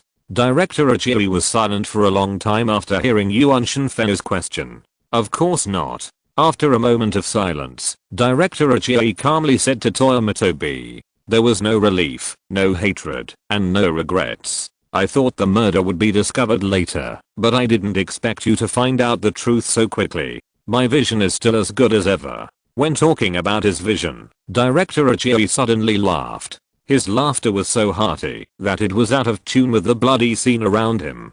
Director Achio's laughter seemed to open his chatterbox. After laughing, he and Toyama Tobi talked about the development history of the Beaker Art Museum. It will be recommended tomorrow. It is really important to read during the recommendation period. I beg all the bosses not to support the book at this time. I will update it on the day of listing. In addition, there will be a chapter recommended and updated tomorrow, which will be regarded as the deposit I paid. Please please please, handsome bosses. Chapter 38 God, let me kill one more. In fact, there is nothing much to say about the history of the art museum. It is nothing more than that Director Achioi joined the museum when he was young. He has been working there for his whole life. Director Achioi has poured unimaginable feelings into every plant and every piece of collection here. It can be said that this is Director Achio's home. Due to the economic downturn, the family is now scattered. For example, a person has been renting a house for many years. Suddenly one day the owner said that his child wanted to buy a house and needed to sell the house for rent. Then he said that he had discussed with the next owner that, although the house was sold, it would still be rented to this person. All the procedures were completed and the owner was changed. Who would have thought that the new owner did not want to continue renting this house at all, and he wanted to turn the house into a public toilet for everyone to use. So this person couldn't stand it. From this point of view, it is actually unreasonable for Director Achioi to kill people. The art museum used to belong to the previous owner, and now it belongs to the deceased. No matter what he does, it is his freedom. Director Achioi said that the deceased had promised that he would continue to operate the art museum after taking over and would not change the business items. Who would believe such a thing? How could anyone take over a business that is bound to lose money? In the final analysis, these are just Director Achio's wishful thinking. It's all because the people in Beaker Town are too irritable and kill people if they disagree with each other. It's all because the president of Beaker Town has a problem with his brain. He knows that people are sad because the art museum is about to close, but he has to provoke Director Achioi with a hateful face. Toyama Tobi acted as a qualified listener.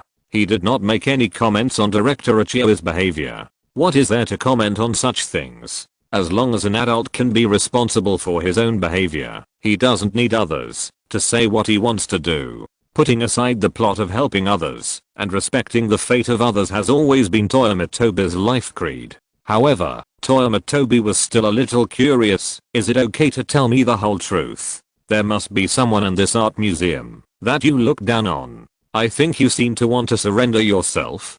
Director Achioi laughed heartily. Haha, I have said that I will help young people solve their doubts. People should do what they say. Keeping promises is the only advantage of an old man like me. After speaking, Director Achioi narrowed his eyes and looked at the group of people walking in the distance. Officer Meggio has finished checking the surveillance and led a large group of people back to the exhibition hall. Conan, who went to watch the excitement, has deduced who the real murderer is through the abnormal behavior of the deceased in the surveillance video. An employee of the art museum was listed as a key suspect by Officer Major, because in the surveillance video, the deceased wrote something on the paper before he died. The paper that may have recorded the name of the murderer was found by the forensic personnel, and it was the name of this employee. The employee who followed to watch the excitement found that the excitement actually saw his head. He was so confused. Isn't it that the new owner of this art museum has a problem with his brain?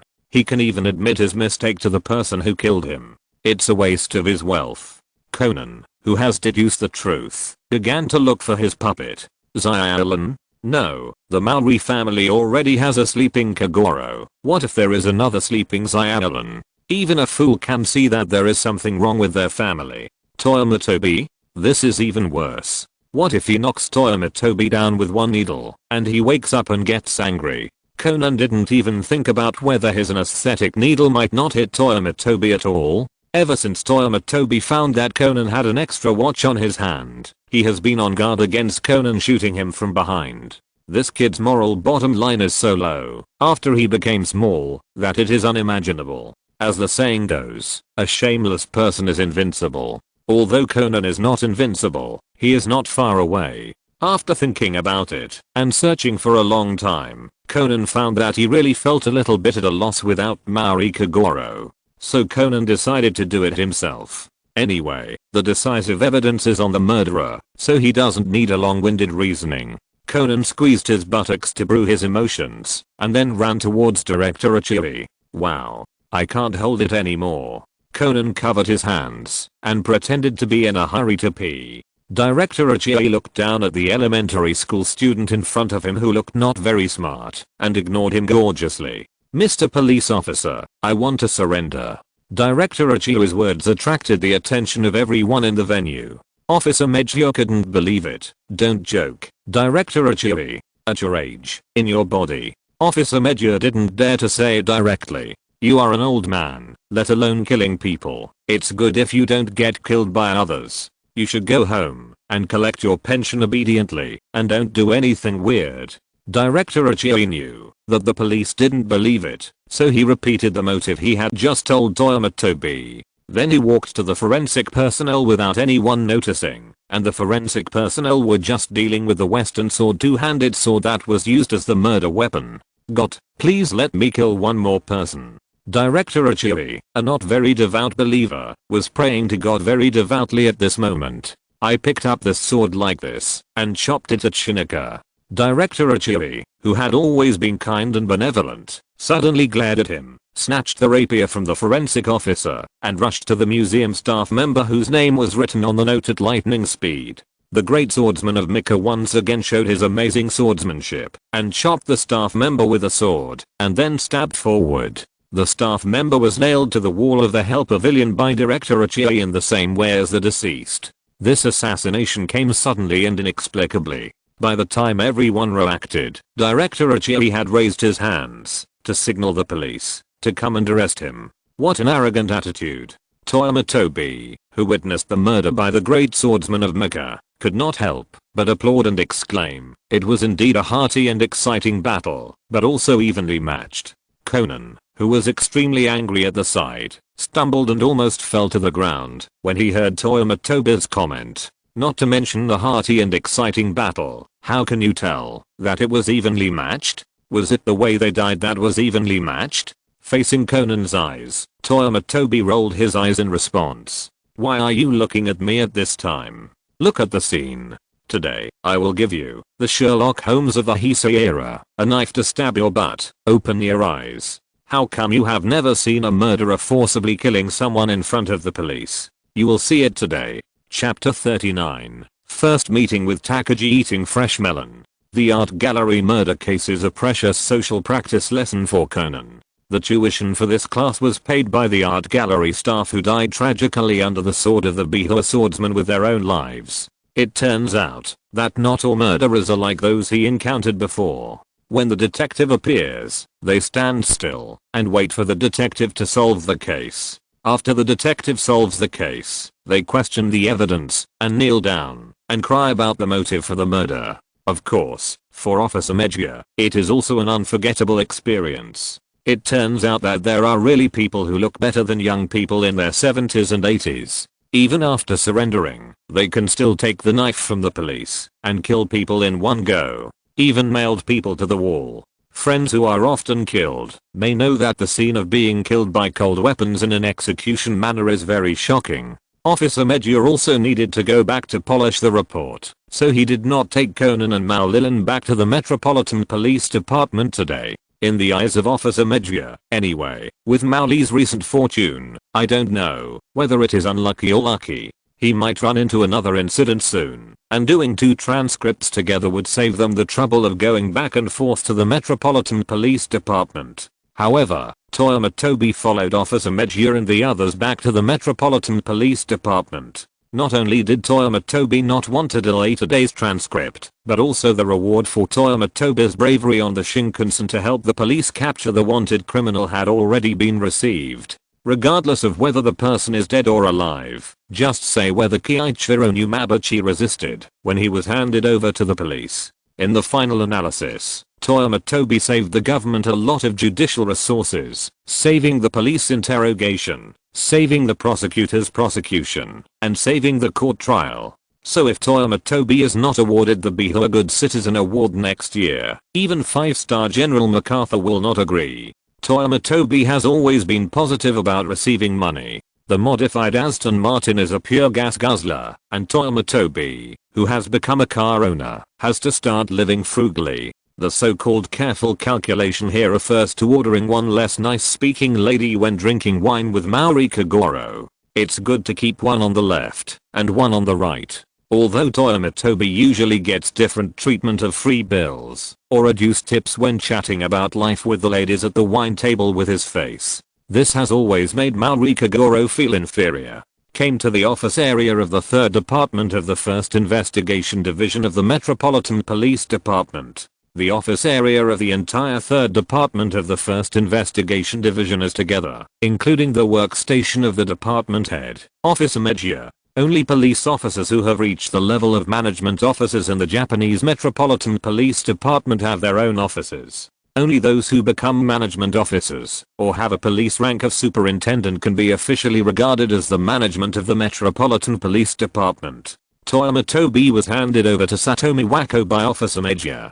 After being called to Sato's workstation, Toyama Tobi found that Sato Miwako's eyes looking at him were a little bit wrong. That was not the kind of ambiguous look between men and women. This kind of look is more like a surprised look of looking at some rare animal. Ahem. Officer Sato, I have to say that your eyes are a bit presumptuous. Toyama Tobi was frightened by Sato Miwako's gaze. He was afraid that Officer Sato would send him to the operating table for slices in the next second, so he quickly reminded her. In response, Officer Sato simply nodded and said, I know my eyes are presumptuous, but I still can't help being curious. Sato Miwako took out a check from the drawer and handed it to Toyama Tobi. Toyama Tobi took the check and looked at the amount on it and was very satisfied. As a murderer on the run, Kiichiro Numabuchi was naturally worth a lot. Since Kiichiro Numabuchi was captured by Toyama Tobi, he got all the bounty for Kiichiro Numabuchi. After receiving the money, Toyama Tobi smiled and said to Sato Miwako jokingly, Officer Sato, please continue watching. If there are more checks like this. Hearing what Toyama Tobi said, Sato retracted his gaze and threw him 2 big white eyes. Do you think my family runs a bank? Checks are available whenever you want. Besides, there is nothing to see. I might as well teach the rookie Takagi more with this time. Hearing this familiar name, Toyama Tobi suddenly perked up his ears. Takagi Wataru? Officer Takagi has been transferred to the 1st Investigation Division. Will he have gossip to eat in the Metropolitan Police Department in the future? Gossip is human nature. In his previous life, Toyama Tobi was very excited when he saw Sato and Takagi in anime. Now if he has the opportunity to watch the scene, of course he has to eat the freshest gossip. Is Officer Takagi a new detective? Toyama Tobi asked knowingly. Miwako Sato did not doubt him, nodded and shouted to a somewhat reserved young man at a workstation not far away. Officer Takagi, please come over here. Haha, Officer Sato. Takagi, who was sitting at his workstation with his ears perked up to eavesdrop on Sato's movements, was startled by Sato's shout. He hurriedly got up and trotted over. "Excuse me, Officer Sato?" Takagi came to Miwako Sato's workstation without looking around, looking like a soldier waiting for the general's order. Of course, strictly speaking, Miwako Sato, who was a deputy inspector, was indeed Takagi Wataru's leader. "Let me introduce you. This is Toyama Tobi, a frequent visitor to the 1st Investigation Division. You will gradually get to know each other. This is Takagi Wataru, who has just been transferred from the local police station. Officer Takagi. He is now also a member of the 1st Investigation Division's detectives." Toyama Tobi smiled and extended a friendly hand to Takagi Wataru. "It's our first meeting, Officer Takagi. Please take care of me in the future." Takagi Wataru subconsciously shook his hand. "Yes, please give me your guidance." It is hard to imagine that this is a conversation between a detective and a member of the public in the detective's office area. Sato Miwako didn't think there was anything wrong with the conversation between the two people. There was really a gap between Takagi, a rookie, and Toyama Tobi. Apart from anything else, since she met Toyama Tobi, this young man has personally arrested or killed many criminals. Among them are even serious criminals such as kidnappers and murderers. In contrast, Takagi Wataru, who had been in the local police station before, had only arrested some thieves and robbers. Thinking of this, Sato Miwako suddenly said to the two of them, "By the way, you two might as well leave your contact information. This way, if I'm busy, Toyama, you can contact Takagi directly if you encounter any incident. By the way, Takagi," Sato Miwako said to Takagi Wataru solemnly, "if Toyama contacts you, you must pay attention to answer the phone and ask him about his situation in time. If you are undecided, you can find me or Inspector Megia. You two must get along well in the future." Chapter 40 Yuanshin, Become My Informant. Recommended additional chapter. Haha. Takagi Wataru agreed hesitantly. The main reason was that what Officer Sato said was a bit outrageous. No matter how rookie he was still a detective. It sounded like Takagi was going to become Toyama Tobi's follower. Whose young master is this? Sato noticed Takagi's strange look and knew that Takagi had misunderstood, so he explained. "The first field mission you went on after joining the company a few days ago was to go to the hospital to guard the kidnapper. Do you remember?" "I remember." Takagi nodded. That was his first field mission since he came to the Investigation Division 1. Not to mention that Takagi, who was on field mission as a detective for the first time, was a little nervous and excited. He was thinking at the time that if a person needs police to guard him in the hospital, he must be a very dangerous criminal, right? Takagi guessed the beginning, but not the end. The prisoner in the hospital ward is dangerous, but he can't threaten others. The prisoner in the ward would try to commit suicide every now and then. The investigation section sent people to the hospital out of fear that the prisoner would really commit suicide in the hospital. Later, Takagi found out why the kidnapper wanted to commit suicide. He couldn't be a man anymore, and it seemed that there was really no point in living. Takagi was excited when he thought of the kidnapper cases he had seen before. The prisoner was caught by Toyama Tobi. Sato pointed at Toyama Tobi and said to Takagi, "Ah, doesn't that mean?" Takagi looked at Toyama Tobi with a look of sudden horror, and then he couldn't help but clamp his legs together. Toyama Tobi smiled at Takagi harmlessly. "Well, Officer Takagi, please forgive me. It was my first time to be a hero, so I was a little nervous." Sato Miwako nodded seriously. Yes, he was indeed nervous at the time. "You didn't forget the time when you followed Officer Megia to verify the identity 2 days ago, right?" Takagi nodded again, and his face began to turn pale involuntarily. He had thought that he would encounter corpses when he was a detective, but he didn't expect that the first corpse he encountered was actually a murderer on the run. But when Officer Sato said this, Takagi suddenly looked at Toyama Tobi, dumbfounded. Yes, it's still him." Sato Miwako admitted for Toyama Tobi, and then said earnestly, "So Takagi, if Toyama contacts you, you must respond immediately. Otherwise, just think of it as for those criminals who are not guilty of the death penalty." Satomi Wako always felt that what she said was a bit strange, but judging from the development of Toyama Tobi, this worry seems to be reasonable. I understand, Officer Sato.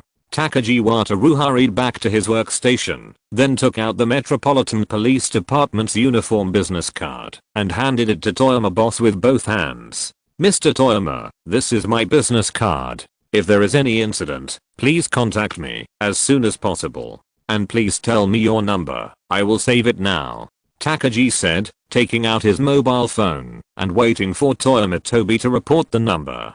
Toyama Tobi was startled by Takagi's excess. I mean, Takagi, you're making a fuss. Isn't it just a dead person? Is there ever a day when people don't die in Abika town? If there really is no death, it's because the Shinigami family went on a family trip and went to cause trouble in other places. Toyama Tobi left his phone number with Takagi Shigeru. He didn't mind getting close to the good guy in the original book. What's more, Toyama Tobi looked at Takagi meaningfully. He found out from the beginning that this rookie detective had been secretly peeking at Officer Sato. Takagi, you kid, you've already targeted the flower of the Metropolitan Police Department as soon as you entered the first investigation division. Wait, I think I'm also the flower of the Metropolitan Police Department? Oh. Satomi Wako waited for Toyama Tobi and Takagi to exchange phone numbers. Speaking of which, Sato did this partly to take care of Takagi. As everyone knows, Toyama Tobi has gradually become a mobile credit library for the detectives of the 1st Investigation Division. Being able to establish a good relationship with Toyama Tobi will definitely be good for Takagi's future. Especially since Takagi himself is not from the professional group, there are really limited channels for him to rise in the police industry. Takagi is also a newcomer that Sato has personally trained, and introducing Toyama Tobi to Takagi is the goodwill of the senior from the investigation division. After the two of them left their contact information, Satomi Wako thought about it and then asked Toyama Tobi solemnly, Toyama, how about you be my informant? The last time Toyama Tobi took the initiative to bring up this topic, Satomi Wako agreed to it jokingly, causing Toyama Tobi to get stuck in a system bug. Sato just thought that the two were joking at the time. But this time, Satomi Wako invited Toyama Tobi from the bottom of her heart. The time they knew each other was not long, and during this time, Sato had roughly seen Toyama Tobi's character. He is a good person with some extreme means. For a criminal policeman, it is actually quite rare to be evaluated as a good person. What is even more rare is Toyama Tobi's unique physique. If detectives have the physique of the god of death, then Toyama Tobi has undoubtedly the physique of a person who is eager to get things done. The difference is that detectives can only encounter dead people, but Toyama Tobi can encounter living people most of the time. For detectives, no dead people means that the incident is not big enough, but for informants, people are just right. Otherwise, when the police receive reports from informants and rush to the scene, they can only do the work of the funeral home. He is also very good at collecting corpses with experience in forensics. Satomi Wako is ready to formally recruit Toyama Tobi. If Toyama Tobi becomes an informant, he will be one of the police. The review of informants' bravery is more relaxed than that of ordinary people. I encountered an emergency and the police officer who was in contact with me could not arrive in time. What's wrong with my fierce action? This is also a way for Sato to protect Toyama Tobi. Sometimes an identity can really solve a lot of troubles. Toyama Tobi didn't waste any words. Do you have money? Yes, the Metropolitan Police Department will have an informant fee, and I can give you all of my share of the informant fee. When it comes to informants, some police officers like to cast a wide net, while others prefer quality over quantity. Satomi Wako belongs to the latter. Okay, I agree, Officer Sato. Please take care of me in the future. Toyama Tobi agreed immediately. In fact, even if there was no money, Toyama Tobi would agree, but asking more questions is good for establishing his character. Toyama Tobi is now doing things that kill two birds with one stone very smoothly. Okay, register with me later, so that you will officially become a non-staff member of the Metropolitan Police Department. Satomi Wako was in a good mood, and then called Toyama Tobi and Takagi. Let's go, I will treat you two to a midnight snack after the registration. I know a ramen restaurant that tastes very good. Toyama Tobi looked at Takagi Wataru, who was a little dazed, and patted his shoulder. What are you thinking about, Officer Takagi? Hurry up and pack your things. There will be another chapter tomorrow during the day. When I went out to do business yesterday, I forgot to bring back the computer charger, resulting in less than 5% battery left on the computer. The next chapter will be a little later, and cannot be updated on time at 8 o'clock. I'm very sorry, everyone. Chapter 41, Killing Innocent People and Claiming Credit. After eating ramen, everyone went home. Takagi, who didn't have a car, took Satomi Wako's car and happily asked his leader to send him home late at night. Toyama Tobi didn't say anything polite to Sato. He didn't know Takagi very well now, so there was no need to show off in this way. The most important thing is that Toyama Tobi's current information has been entered into the Metropolitan Police Department's database. This means that, if the black organization has an undercover in the police force, Rum will definitely know about it. In this case, Toyama Tobi's mission must not be delayed any further, and he needs to submit it actively. Rum must know that he is still the diligent and hard-working good subordinate. Back to the hotel suite, Toyama Tobi checked the entire suite as usual. This is out of caution. Players like Toyama Tobi, who wander between major forces, are like dancing on a tightrope. They must be extremely cautious. Otherwise, the consequence will be like Mizunoshi Rina, who will be directly exposed and forced to become a pawn in the hands of others. The relationship between the CIA and the FBI has never been very good. Do you think Rina Mizunoshi is so willing to act as the FBI's insider in the organization? Undercover agents are like this. The more mother-in-laws above your head, the greater the risk of exposure. But at that time, she had no choice at all. Every experience of failure will become the nourishment for Toyama Tobi's progress, so sometimes it is not necessarily a bad thing to experience more failures, especially the failures of others. Sure enough, when Toyama Tobi checked the socket on the wall of the suite, he found a real-time eavesdropping device inside. Looking at the structure and shape of the eavesdropping device, it is obviously the style of the organization. If nothing unexpected happens, this should be installed by Rum when he was not in Tokyo. This is a regular inspection and monitoring method of some members of the organization. These members may not be distrusted by the organization, but more of the organization is more optimistic about them, so the monitoring of them will be more stringent. Toyama Tobi did not touch these monitoring devices and called Rum as if he didn't know about it. Now Toyama Tobi has the qualifications to talk directly with Rum. Of course, this kind of call is only limited to important matters. For example, today Toyama Tobi is going to submit his task of becoming a police informant to Rum. Most of the members of the organization are night owls. Although it is late, Toyama Tobi is sure that Rum is still awake. The call was quickly connected, and Toyama Tobi immediately revealed his identity. Lord Rum, I'm Toyama, what's the matter? The electronic voice used by Rum to disguise sounded in the receiver. If he does not reach a certain level and trust, Toyama Tobi will not hear Rum's real voice. He can't even see Rum himself. Toyama Tobi didn't care.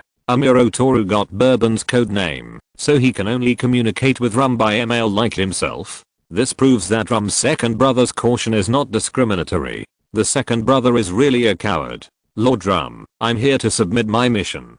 I'm the one who said I'd become a police informant. I've just entered my information into the Investigation Division 1, and now I'm the official informant assigned by Inspector Sato of the 3rd Division of the Investigation Division 1. Toyama Tobi described the situation in great detail, although Rum must have his own channels to know the details. But the nature of the leader asking someone to investigate, and the nature of taking the initiative to tell someone are completely different. Well done, very efficient. Rum, who is always anxious, is naturally very satisfied with Toyama Tobi's high efficiency. Time is money is Rum's life creed. As for Toyama Tobi's always thinking about doing big things and his worrying mental state, Rum completely ignored this situation. What a joke. How many normal people are there in the entire organization? Besides, Toyama Tobi is just thinking about it now, and he hasn't done anything big. It doesn't matter, it doesn't matter. Without dwelling on Toyama Tobi's mission, Rum suddenly mentioned another thing. I heard from Jin that you found a puppet who often encounters cases. That's right, Lord Rum. His name is Maurika Goro, and he is a third-rate detective. He is greedy, lustful, and separated from his wife. Before he resigned, he was a detective in the Metropolitan Police Department. Toyama Tobi directly stated the key information about Maurika Goro. Rum flipped through the information about Maurika Goro in his hand, and the more he read, the more satisfied he felt. Greedy and lustful are good. Such people are easy to control. Toyama Tobi's vision is really good, that is. I think this Maurika Goro didn't seem to have the physique of a famous detective before. Why did he suddenly encounter so many incidents recently? Only this point made Rum a little suspicious. Generally, famous detectives have been involved in big and small incidents since their debut, even after becoming a famous detective. But this Maurika Goro didn't seem to have solved any decent cases before. Toyama Tobi said to Rum carefully, "Mr. Rum, is it possible that this Maurika Goro could not solve the incidents he encountered before?" HMM. Toyama Tobi's words woke Rum up, and Rum suddenly realized what Toyama said is right. With the level of Maurika Goro, a third-rate detective, he really has no ability to solve the incidents he encounters. Since he has no ability to solve them, the best way to deal with it is to keep a low profile and pretend that he has never encountered these incidents. Now that this third-rate detective has Toyama Tobi as a military advisor behind him, he will naturally become famous for being able to solve the incidents he encounters.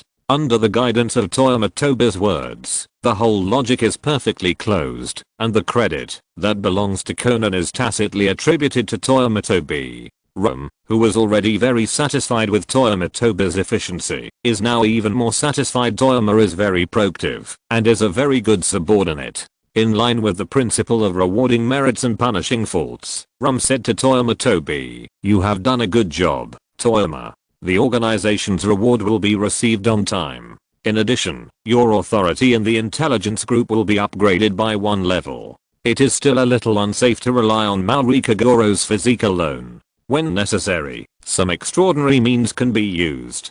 Do you understand what I mean?" Toyama Tobi understood instantly. "I understand, Lord Rum. If there is an incident, let Maurika Goro solve the incident. If there is no incident, then create an incident for Maurika Goro to solve." That's right. Rum was satisfied with Toyama Tobi's efficiency before, and now he is also quite satisfied with Toyama Tobi's understanding. It has been a long time since I met such a spiritual member of the organization. If it is confirmed that he is not an undercover sent by an intelligence agency, he will be a capable member of the organization in the future, and will also be the backbone of the organization. As the second in command of the organization, Rum has always been able to focus on the future of the organization and start planning now. Then, Toyama, your next task is to continue to build a good relationship with the police, and then work hard to make Maurika Goro a famous detective. In addition, you can also collect some information through your own means. If this information is useful, I will not hesitate to reward you. Go, Toyama, take action. Time is money. The third update is here, and the big guys must remember to follow it. The follow-up reading during the recommended period is so important. I bow down to all the parents who provide food and clothing. If you're listening to this novel on a channel other than Fanfic World, it means they downloaded and uploaded it without effort. We cordially invite you to visit our channel, Mundo Fanfic Novelos. There you'll find the original version of this story, and you can explore many other novels of various genres. We're waiting for you to immerse yourself in a world of incredible novels. Chapter 42, Second Brother's Temper. System prompt. Your efficient work has been recognized by your direct supervisor Rum. Now Rum has added a new reward for you. Black Organization Intelligence Authority Ed. Black Organization Intelligence Authority D. When you reach this authority, you will unlock the ordinary level intelligence of the Black Organization Intelligence Group. The intelligence does not set traps, and most of it is collected by the intelligence group members. You can retrieve intelligence within the scope of authority without restriction. Note that since D-level authority can only retrieve ordinary level intelligence, please do not try to view higher level intelligence at will. Otherwise, it will trigger the intelligence group's warning and reduce the direct leader's favorability towards you. Intelligence authority has been improved. There is nothing much to say about this. It means literally. What is interesting is the last reminder of the system. Although Yuan Shenfen's authority in the intelligence group has been improved, it does not mean that he can do whatever he wants. There are at least 4 levels above D, C, B, A, and S. Yuan Shenfen dares to guarantee that, if he enters rum in the intelligence system, gin and vodka will come to his door in less than half an hour. This is not a screening, it can only be regarded as a small trap set by rum. The additional rewards are just that. The focus is on the 2 long-term tasks issued by rum. System prompt. You have accepted the new task. Provide intelligence to the organization. Provide intelligence to the organization. Rum. Your direct leader rum requires you to deepen your relationship with the police and wait for an opportunity to provide valuable intelligence to the organization. For each piece of intelligence provided, you will receive a certain amount of money reward from the intelligence team. For each piece of intelligence provided, rum will give you some extra rewards, based on the importance of the intelligence. This task is a long-term task, and is valid forever. System prompt. You have accepted the new task. Become the man behind the famous detective. Become the man behind the famous detective. Rum. Your direct leader is very satisfied with the puppet Maurika Goro you chose, and asks you to make him a famous detective who is popular all over the country. This task is a long-term stage task. When Maurika Goro's fame reaches a certain stage, your direct leader rum will issue you a special reward. Until the final task of this stage of the task series is completed. The tasks issued by Brother Rum are very straightforward. One is to provide intelligence to the organization. The other one was for a deeper undercover plan. After reviewing Rum's mission, Toyama Tobi thought about it, and then edited a piece of intelligence to the intelligence team, and sent it over. There has been a personnel change in the 3rd Division of the Metropolitan Police Department Investigation Division 1. Takagi Wataru, the patrol chief of the local police station, has been transferred to the Investigation Division 1 as a criminal police officer. Toyama Tobi received. The 500 yen reward has been sent to the account. The reply from the intelligence team was unsigned, and Toyama Tobi smacked his lips. How should I put it? This piece of useless intelligence about Takagi is worth 500, which makes Toyama Tobi have a deeper understanding of the intelligence team's intelligence database. This organization's database, isn't it full of this kind of useless watered up intelligence? Exclamation mark. Toyama Tobi has also gained some knowledge. In his previous life, he had heard of watered up papers and watered up chapters in novels. This is the first time Toyama Tobi has experienced watered up intelligence. In one word, absolutely. Toyama Tobi was quite satisfied with this long-term mission. You see, even Takagi is worth 500 yen, let alone the intelligence in Toyama Tobi's mind. As for the special reward from Rum, Toyama Tobi is determined to get it. Now he only needs to wait for the right opportunity to get the reward from Rum's second brother for free. As for the task of making Maurika Goro a famous detective, this task will naturally be done by Conan. Although Conan is always on guard against him, isn't he still willing to work for Toyama Tobi for free? He is obviously a child laborer, but still works hard. What kind of sentiment is this? Anyway, Toyama Tobi is ashamed of himself. It's just that the ultimate task mentioned in the task of making Maurika Goro famous made Toyama Tobi a little concerned. It is obvious that the organization will never do a business that loses money, so there is a lot to say about this so-called ultimate task. Is it to absorb Maurika Goro into the organization? Or is there any way to control Maurika Goro?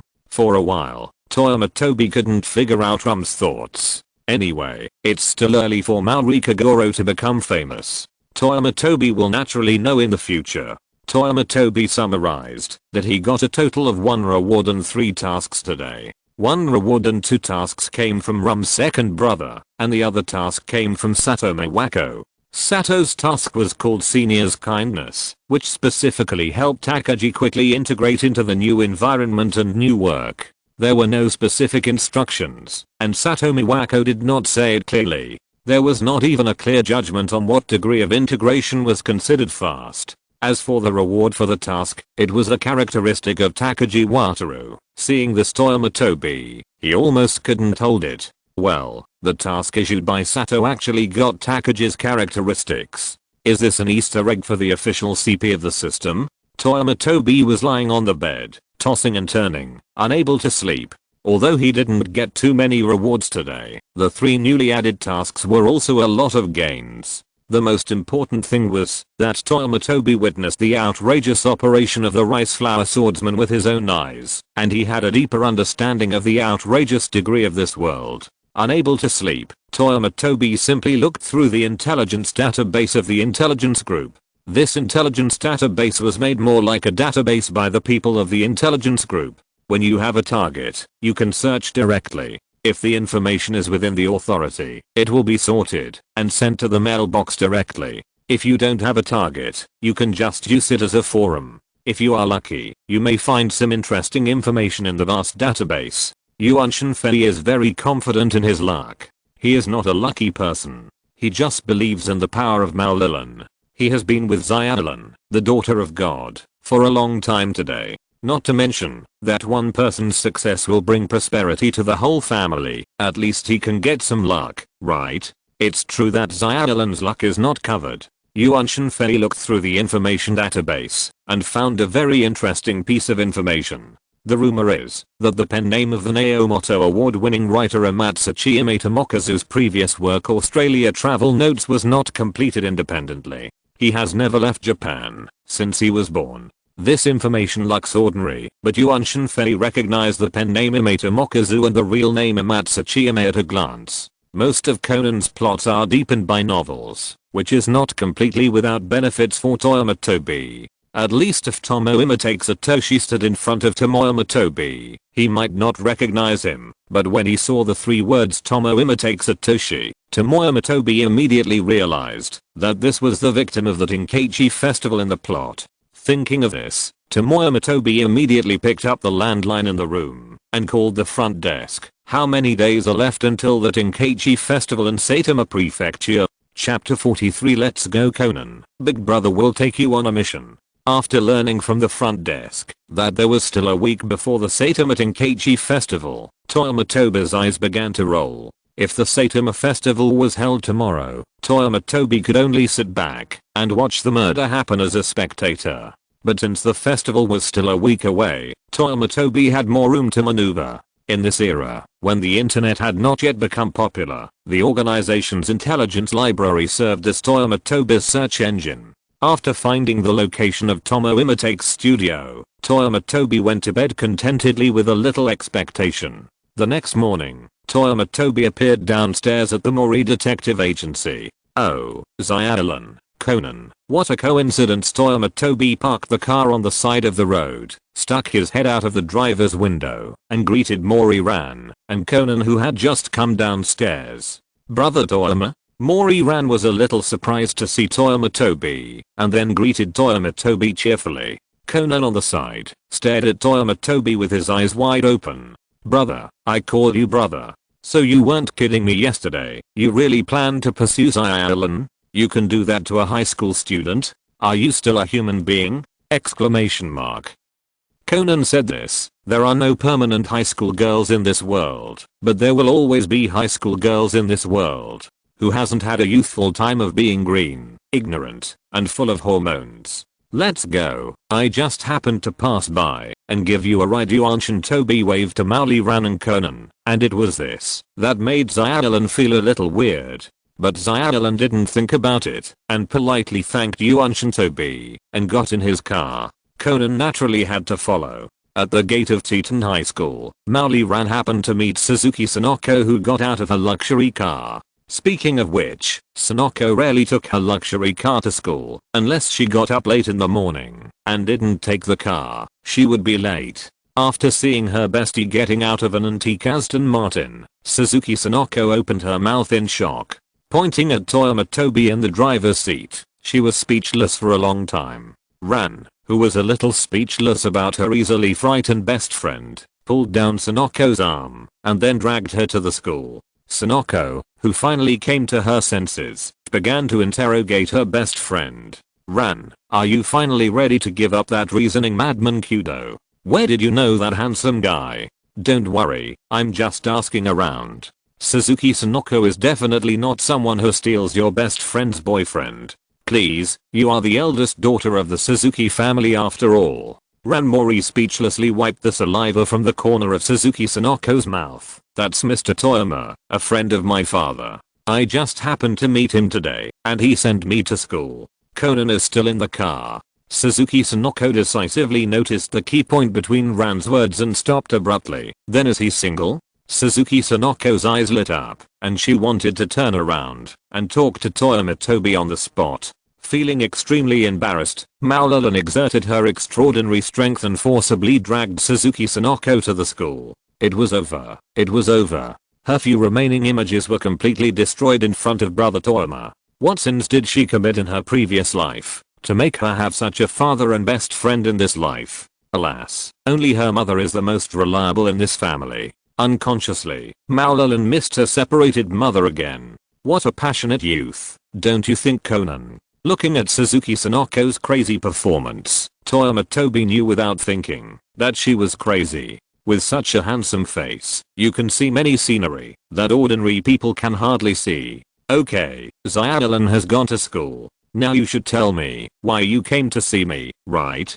Conan in the backseat spoke calmly. At first, he really thought that Toyama Tobi was looking for Xiaolin. But after calming down, Conan thought that Toyama Tobi was actually looking for him. Toyama Tobi didn't ask Conan why he guessed it. As the Sherlock Holmes of the Heisei era, it would be strange if Conan couldn't guess his purpose. Haven't you always been curious about how I usually do tasks? Now I'm going to do the task. Do you want to come and see?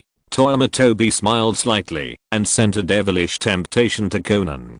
Conan was stunned, but he questioned with some distrust. You are willing to take me with you on the task? Of course, this is a once-in-a-lifetime opportunity, provided that you are willing to bear the consequences of skipping classes. Humph, I've had enough of that boring elementary school life. Conan said nonchalantly, and motioned Toyama Tobi to drive. Hearing Conan's words, Toyama Tobi laughed secretly. It's only been a few days and you're tired of elementary school life. It can be predicted that you will have at least 20 years of elementary school life to go through. I can't stand it now, but I'll get used to it later. The Aston Martin slowly stopped at the gate of Teton Elementary School. Conan, who had moved to the co-pilot seat, glared at Toyama Tobi. You don't keep your word. That's what I said. Toyama Tobi said lightly. Xiaolin and I promised to send you to school. As an adult, I have to be honest. But if you climb over the wall from the back door of the school by yourself, I can't control it. Toyama Tobi raised his eyebrows and made a gesture to get out of the car. Go, Conan, I'll wait for you at the back door of the school.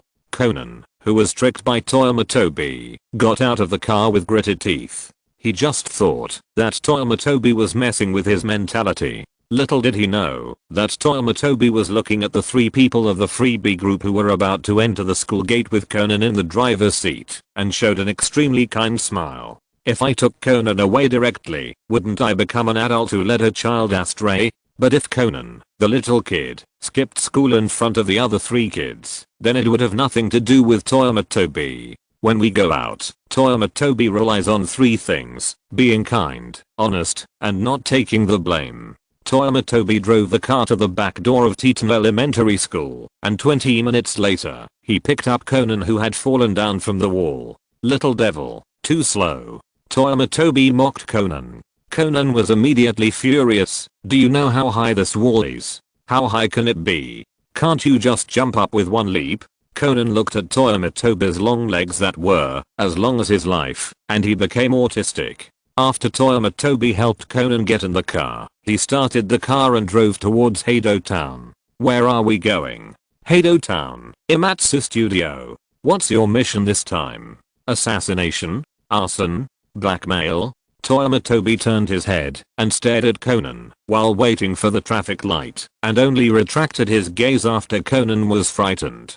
Don't think about such dangerous things at such a young age. This mission is simple. It's just helping someone solve a copyright dispute. Conan's eyes widened at Toyama Tobi's words. Doesn't your organization have such normal sounding missions? Chapter 44. Yuan Shanfui, send money. You look incredible. Why do you think we can only do murder, arson, and extortion? As soon as he saw Conan's eyes, Toyama Tobi knew what Conan was thinking. Prejudice. This is definitely Conan's prejudice against him. Conan didn't say anything when he heard it, but nodded subconsciously. You are wrong. Toyama Tobi shook his head and began to talk to Conan about reason. The reason why the people in the organization assassinate, set fire, and extort is because these are not technically demanding and make money quickly. If there is a faster way to make money, they will definitely not mind changing their careers. So it's not because they like to kill and set fire, so they kill and set fire, but they do whatever makes money quickly. To be honest, Toyama Tobi himself didn't quite believe what he said. Let's talk about Chianti. This sister is definitely a psychopath. Killing people for fun all day long. Those who don't know would think it was the ultimate murder of Miller. But to fool Conan, who is not experienced in the world, he can't tell the truth anyway. Conan was half believing and half doubting what Toyama Tobi said. He was troubled by the fact that Toyama Tobi was the only channel that could understand the black organization. So he could only accept all the information revealed by Toyama Tobi. As for which ones were true and which ones were false, he could only analyze them slowly in the future. Toyama Tobi parked his car in front of the Imake studio in Heido Town and entered this studio that looked quite large. What came into view was a good-looking receptionist. Seeing Toyama Tobi coming, the receptionist stood up and greeted Toyama Tobi politely. Hello, sir. Do you have an appointment with Mr. Imake? Yes, I made an appointment with Mr. Imake yesterday. My last name is Toyama. Toyama Tobi smiled at the receptionist just right. But this handsome face that had been successful before was defeated by the receptionist. When the receptionist heard Toyama's last name, the receptionist was still polite, but her expression suddenly became cold. Mr. Toyama, Mr. Imake is waiting for you in the office. Please go to the innermost office on the 3rd floor. The receptionist lowered her eyes after saying this, but both Toyama Tobi and Conan noticed a hint of obvious contempt in the girl's last look. Conan gloated over this. When going upstairs, Conan finally couldn't help it and said to Toyama Tobi with a smile, I didn't expect that you would be disliked by girls. It's not easy, it's rare. Toyama Tobi smiled and said at ease, we call it a bad guest. Do we really expect people to welcome us with a smile? Conan thought about it and felt that what Toyama Tobi said made sense. For a writer, it is really a big deal if there is a copyright dispute in the work. Other effects are not mentioned for the time being. The most important one is that it affects sales. As the saying goes, cutting off someone's financial resources is like killing their parents. There is no way that someone can really welcome the murderer of their father with a smile, right? Hey, Conan saw it again today. Haha, Mr. Toyama. I really waited for a while, unlike the front desk girl who had her emotions written on her face just now. The owner of the studio, the winner of the Naomoto Award, Tomo Imatake, smiled as soon as he saw Toyama Tobi. Tomo Imatake warmly welcomed Tomoyama Tobi to his seat and even personally poured tea for Tomoyama Tobi. Tomoyama Tobi, in line with the principle of not hitting a smiling person, also smiled at Tomo Imatake's enthusiasm. The two looked like old friends who had not seen each other for many years, and they chatted very enthusiastically. This scene really made Conan feel a little uncomfortable. The only thing was that Tomoyama Tobi did not touch the tea that Tomo Imatake Tobi poured for him. As the saying goes, one must be on guard against others. What if this writer is also an old beeswax writer? Poisoning in anger is a basic operation of beeswax writers. Tomoyama Tobi chatted with Tomo Imatake about all sorts of things until he was about to run out of words before getting to the point. Okay, Mr. Imatake, it's really nice to chat with you, but I still need to complete the client's commission. Tomoyama Tobi adjusted his sitting posture and said to Tomo Imatake seriously. His posture showed that he was going to talk to Tomo Imatake about serious matters now. Seeing that Toyama Tobi was finally willing to get to the point, Imatake Tomo also smiled and secretly wiped his sweat. Fortunately, the young man did not continue talking, otherwise he really had no new words to deal with Toyama Tobi's topic. This also made Imatake Tomo realize the tricky part of Toyama Tobi.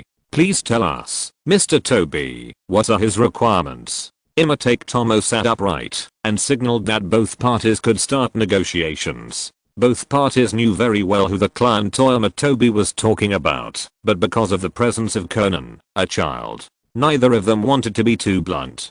Toyama Tobi didn't say it, because Conan would see the flaw if he said it too bluntly, and Imitate Tomo didn't want to say it, because the fewer people who knew about this kind of thing, the better. After my persuasion, my client is willing to give up the ownership of the pen name Imate and will no longer use the gimmick of co-authoring the same book with Mr. Immortake to promote it. For this, my client needs cash compensation. Immortake Tomo was delighted when he heard this, but his face remained calm. So how much money does he want? Yuan Shenfei smiled at Immortake Tomokazu. According to my investigation, you have earned a total of about 20 million yen from the work that won the Naomoto Award so far. Of course, these include comprehensive income such as royalties, notice fees, copyright fees, and advertising fees. Of course, there are also many contributions from your own operations, Mr. Immortake. So I think it is a suitable proportion for my client to account for 25% of this income.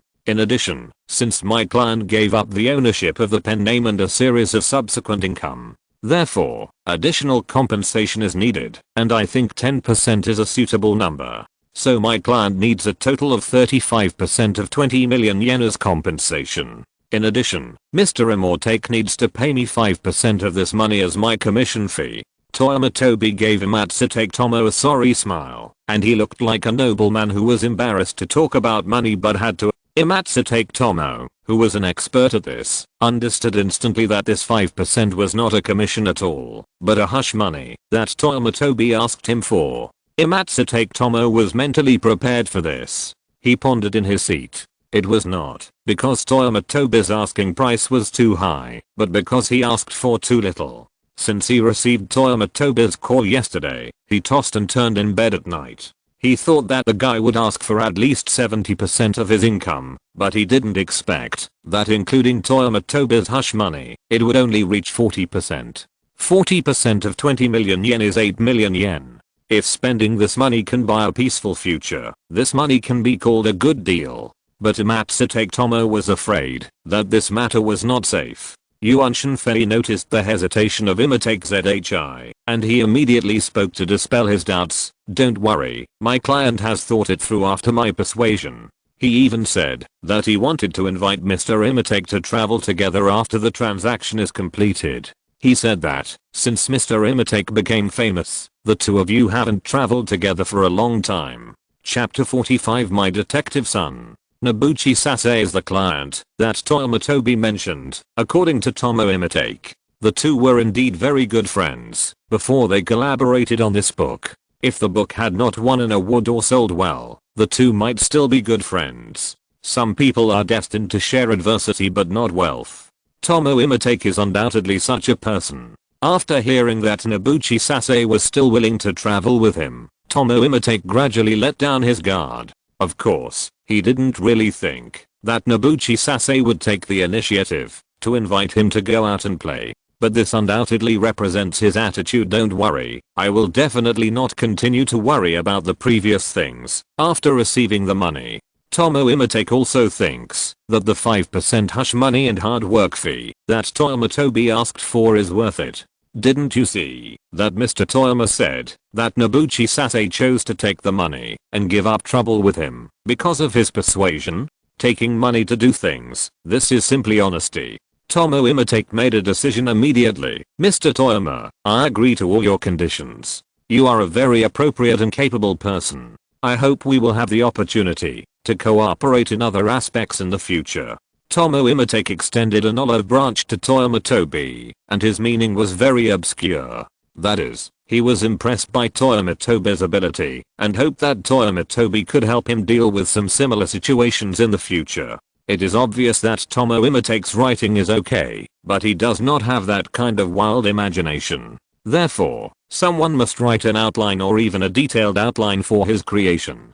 And doing so will involve a copyright issue.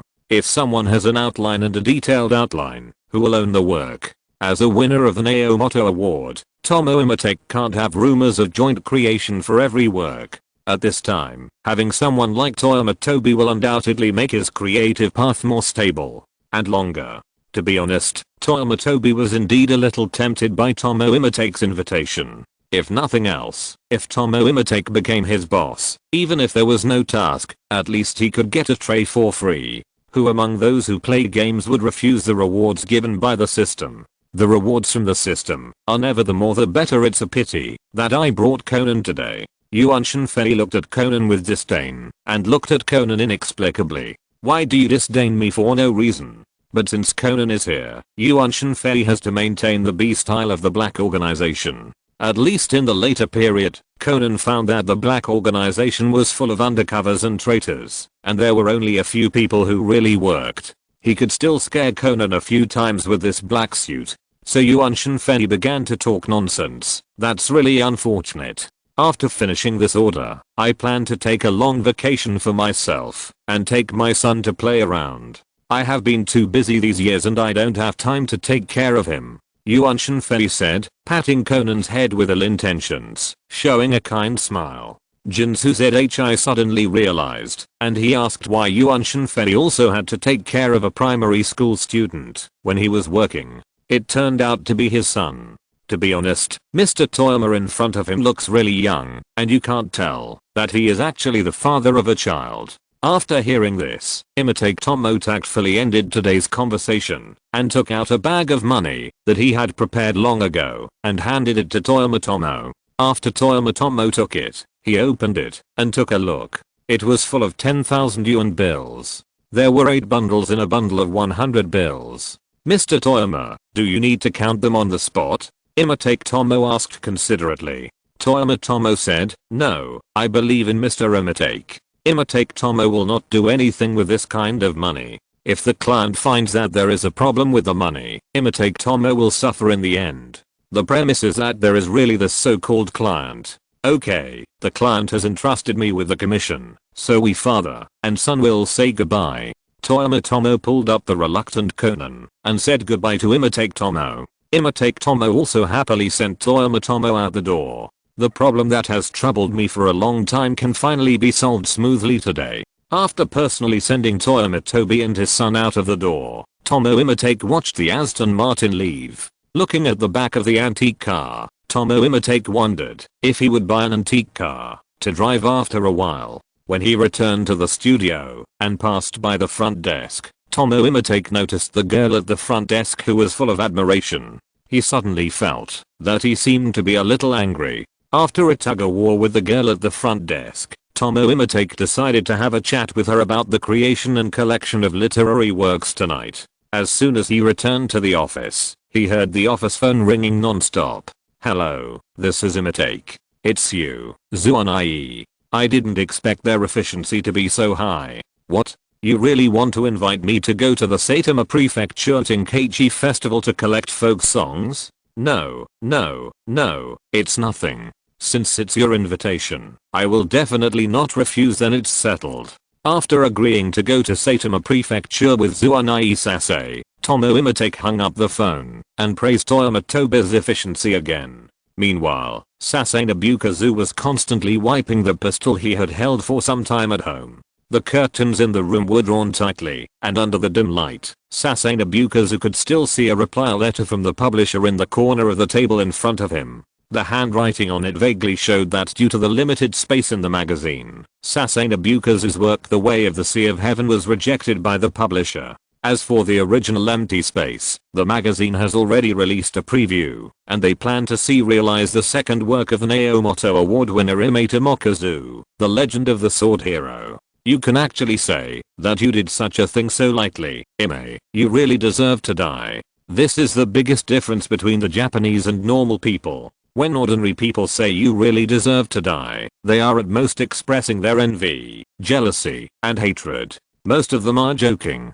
But when Japanese say you really deserve to die, don't worry, they are really trying to kill you. Doing what they say is their ninja way, and the main character is a Japanese Naruto Uzumaki. The Aston Martin slowly stopped at the back door of Teton Elementary School. It was still some time before the end of the school day.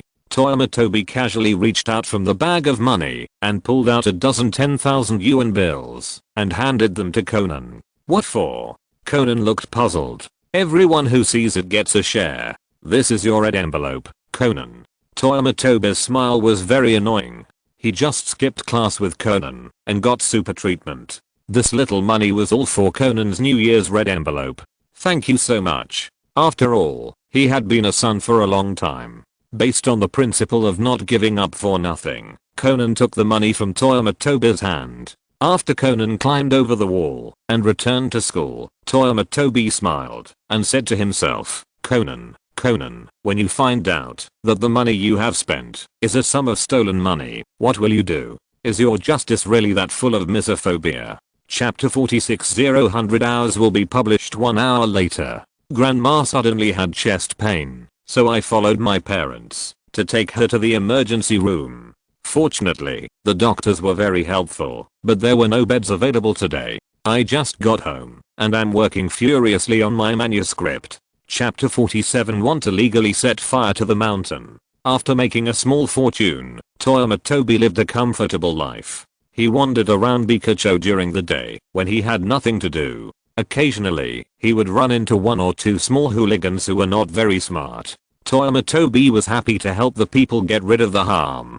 A little excessive self-defense always made the hooligans recover longer than the time they spent in jail. And because Toyama Tobi was a registered informant of the Metropolitan Police Department, since they were all one of us, it was fine to just drink 3 glasses of wine as a token of respect.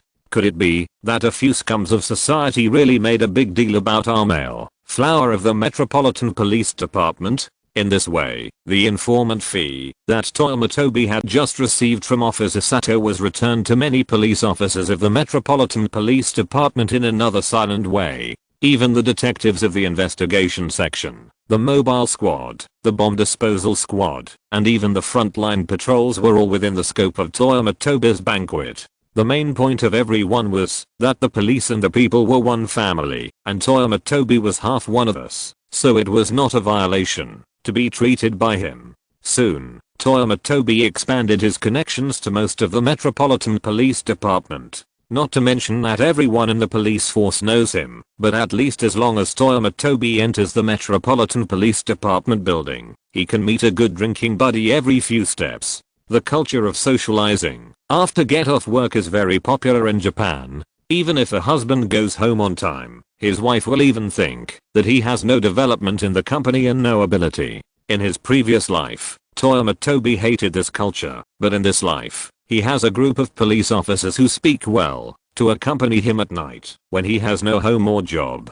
That feels great. Even Gin and Rum know about this. The eldest and second brothers didn't expect that Toyama Tobi's ability to build relationships is so strong. According to Toyama Tobi's progress, if he is given another 10 years, when he shouts director rotates, this year it's my turn, will the Metropolitan Police Department change its course and raise the Toyama flag? I mean, with such a strong communication ability, how great it would be to become a politician and participate in the prime ministerial election. Although they somewhat regretted the way Toyama Tobi was used, elder brother Gin and second brother Rum still said that Toyama Tobi should continue to increase their efforts. Try to build connections throughout the Metropolitan Police Department. Especially Gin. He was already extremely fed up with the organization sending undercover agents every other day. He was keen on finding undercover agents, but he didn't expect Toyama Tobi to have this ability. Of course Gin had to support him.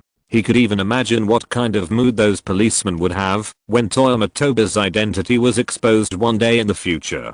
Haha, ha ha ha ha ha. Gin laughed wildly. Toyama Tobi's life was very comfortable, and Conan's life was not bad either. After receiving the commission dividends from Toyama Tobi, Conan waited for 2 days. There was no news in the newspapers and news. He also took the time to go to the imake studio in Heido town and found that everything was normal. This made him completely believe that Toyama Tobi took him to do a serious task last time. It was not until then that Conan dared to let go and spend the money. After all, Conan is a host in the Maori family, and his parents did not pay Maori Kagoro for boarding. Although the Maori family's life is not tight, it is definitely far from the life of Kudo's original rich boy. The biggest difference is the amount of pocket money. Although Xiaolan will give Conan some pocket money, that little money is only suitable for elementary school students. Although Conan is in elementary school, he is still a high school student. Apart from anything else, Conan hasn't bought any mystery novels for a long time. As soon as he confirmed that the money was okay, Conan bought several of the latest mystery novels, which he read with great pleasure. Just when Conan finished reading the novels and was about to buy another batch, Maori-ran suddenly brought back better news. That is, when buying vegetables in the supermarket today, Xiaolan won the special prize when checking out the lottery. The 2-day and 1-day tour of the Saitama Tenkaichi festival is a family package. The package includes a 2-bedroom and 1 living room suite for 2 days and 1 night, not only food and accommodation, but also round-trip transportation. The main point is conscience. As soon as Xiaolan got the package, she prepared to invite Toyama Tobi to join them. This is Xiaolan's way of thanking Toyama Tobi. These days, Toyama Tobi often comes to Maori's house for a meal when he is not drinking with the police. Toyama Tobi gave a big thumbs up to Xiaolan's cooking skills. Although Toyama Tobi came to eat, he was embarrassed to come empty-handed. So every time he came to eat, he would buy some high quality ingredients for Xiaolan to practice. Not only the ingredients, but also the wine that he and Maori Kagoro drank recently was bought by Toyama Tobi. The reason why Toyama Tobi is so generous is nothing else, mainly because the money came too easily and there is no future trouble. Such unexpected wealth should be spent as soon as possible, and spending it on Maori-ran is equivalent to spending it on God's own daughter. Spending it on your own daughter is not much different from spending it on yourself. This kind of alternative tribute makes Toyama Tobi never tired of it. Look, the benefits are here. Originally planning to go to Saitama Prefecture by himself to finish the Yamazaki Satoshi incident, Toyama Tobi received an invitation from Xiaolan. At the dinner table, Toyama Tobi immediately agreed. Saitama Prefecture, come to think of it, I've never been there.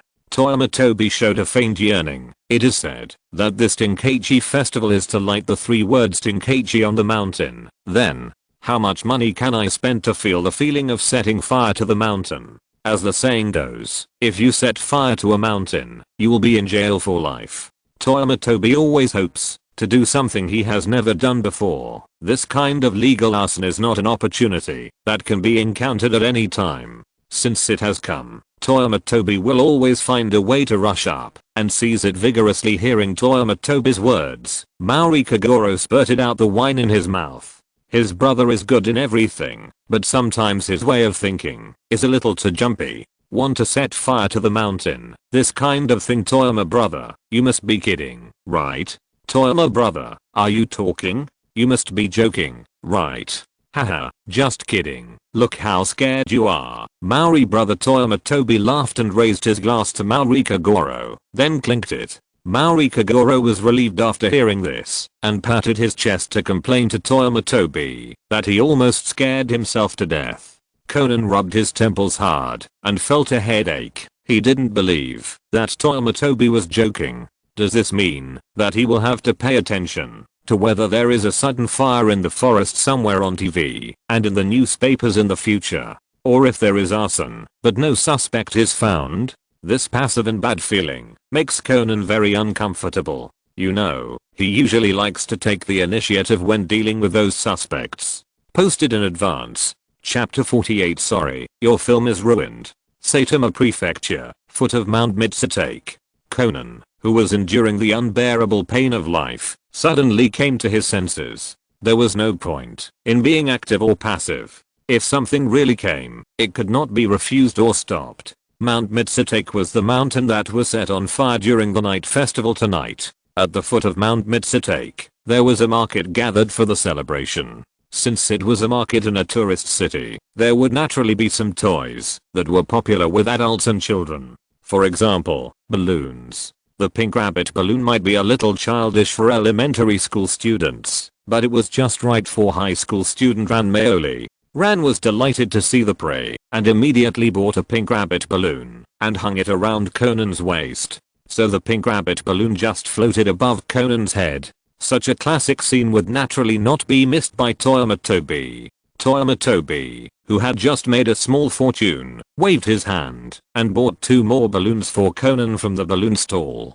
A cat and a dog make a cat and a dog, and then add Xiaolan's rabbit. to make 3 sheep for Conan. Maori Kaguro saw the action of Toyama Tobi and seemed to understand the simple custom of playing with children during festivals. So he also bought 2 balloons for Conan from the balloon stall with a smile. Now the 3 Yankate has become 5 blessings, and Conan has mixed a good fortune before the night festival. He resisted the urge to make a perfect Toyama Tobi for Conan and took Conan to the city. The steps were so vigorous, so fast, and so different from the world. All the tourists around looked at Conan, who returned with a full load, and some even wanted to take a photo with the balloon spirit Conan. The price of satisfying the 3 adults is that Conan can now not only dig out a 3-bedroom and 1 living room house with his toes, he can even dig out a Tokyo Tower. Got it? If the eldest brother really blows down the Tao Tower in the future, Conan will be responsible for the aftermath.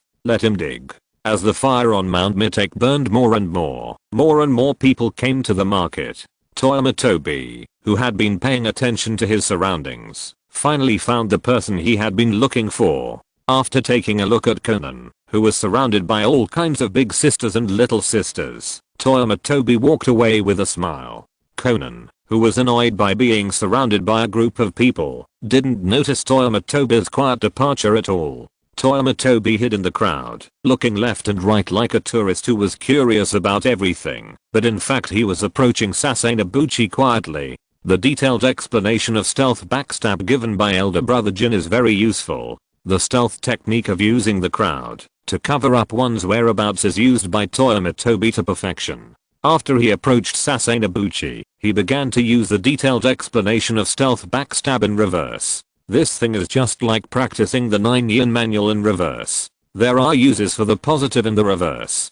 The skills originally used for stealth are used in reverse to emphasize one's presence everywhere. The figure of Toyama Tobi suddenly appeared in Sasanobuchi's field of vision. Seeing Toyama Tobi alone, Sasanobuchi's eyes lit up. The best alibi witness is here. Hello, sir. May I take up a moment of your time? Sasanobuchi smiled and stopped Toyama Tobi, who was passing by. Huh? Are you calling me? Yes, please. Sasanobuchi hadn't finished his words when he saw Toyama Tobi frown and said impatiently, I don't buy insurance, and I don't accept sales now. The tour guide doesn't need it, and I've found a place to stay. If you want to sell something, you can leave now. I don't want to yell at you when I'm so happy. Let's keep each other in a good mood, okay? After saying this, Toyama Tobi turned around and left. Sasanobuchi, who didn't react for a while, hurriedly chased after him. Sir, please wait a moment. Toyama Tobi turned around and saw the camera in his hand and took it directly before Sasanobuchi could react. So you are here to sell cameras? Why didn't you say so earlier? I'm really sorry just now. My attitude seems to be a little too fierce. Toyama Tobi took the camera in his hand and said to Sasanobuchi with an apologetic look. The sudden apology made Sasanobuchi wave his hand subconsciously. It's okay. It's okay. Wait, what are you doing? Just when Sasanobuchi subconsciously waved his hand to forgive Toyama Tobi, Toyama Tobi had already opened the back cover of the camera and took out the film. Then Toyama Tobi accidentally exposed the film in his hand to the strong light used to illuminate the market. Oh, I'm so sorry. Toyama Tobi said to Sasashinichi with a panicked look on his face. This is my first time using this kind of camera. I didn't know that film can't be exposed to light. How about this? I will pay for your camera. If you are not satisfied, I can pay double the price. It is human nature to watch the excitement.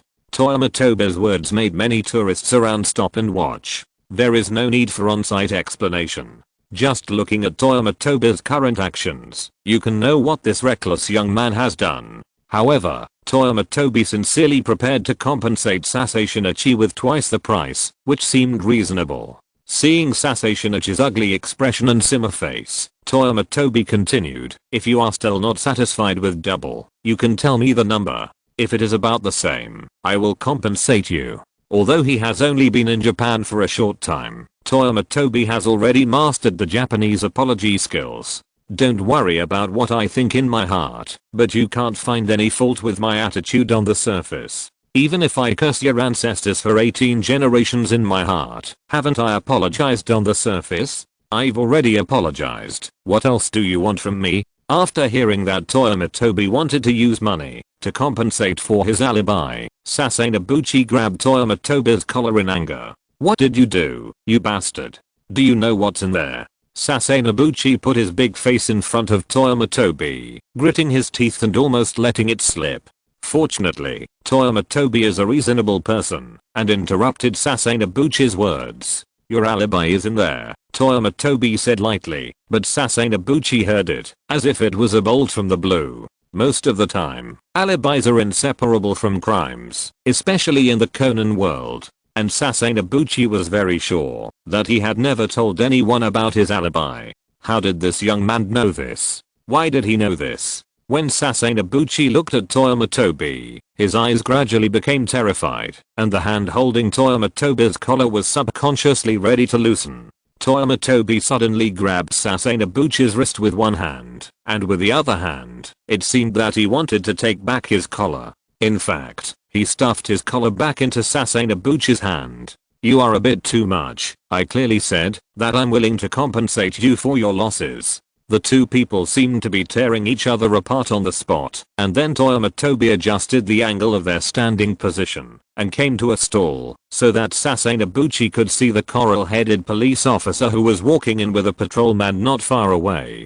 Patrolmen wear police uniforms, and those who can bring two patrolmen are naturally higher level policemen. For example, the detective of the Saitama Prefectural Police Headquarters. If you're listening to this novel on a channel other than Fanfic World, it means they downloaded and uploaded it without effort. We cordially invite you to visit our channel, Mundo Fanfic Novelos. There you'll find the original version of this story and you can explore many other novels of various genres. We're waiting for you to immerse yourself in a world of incredible novels.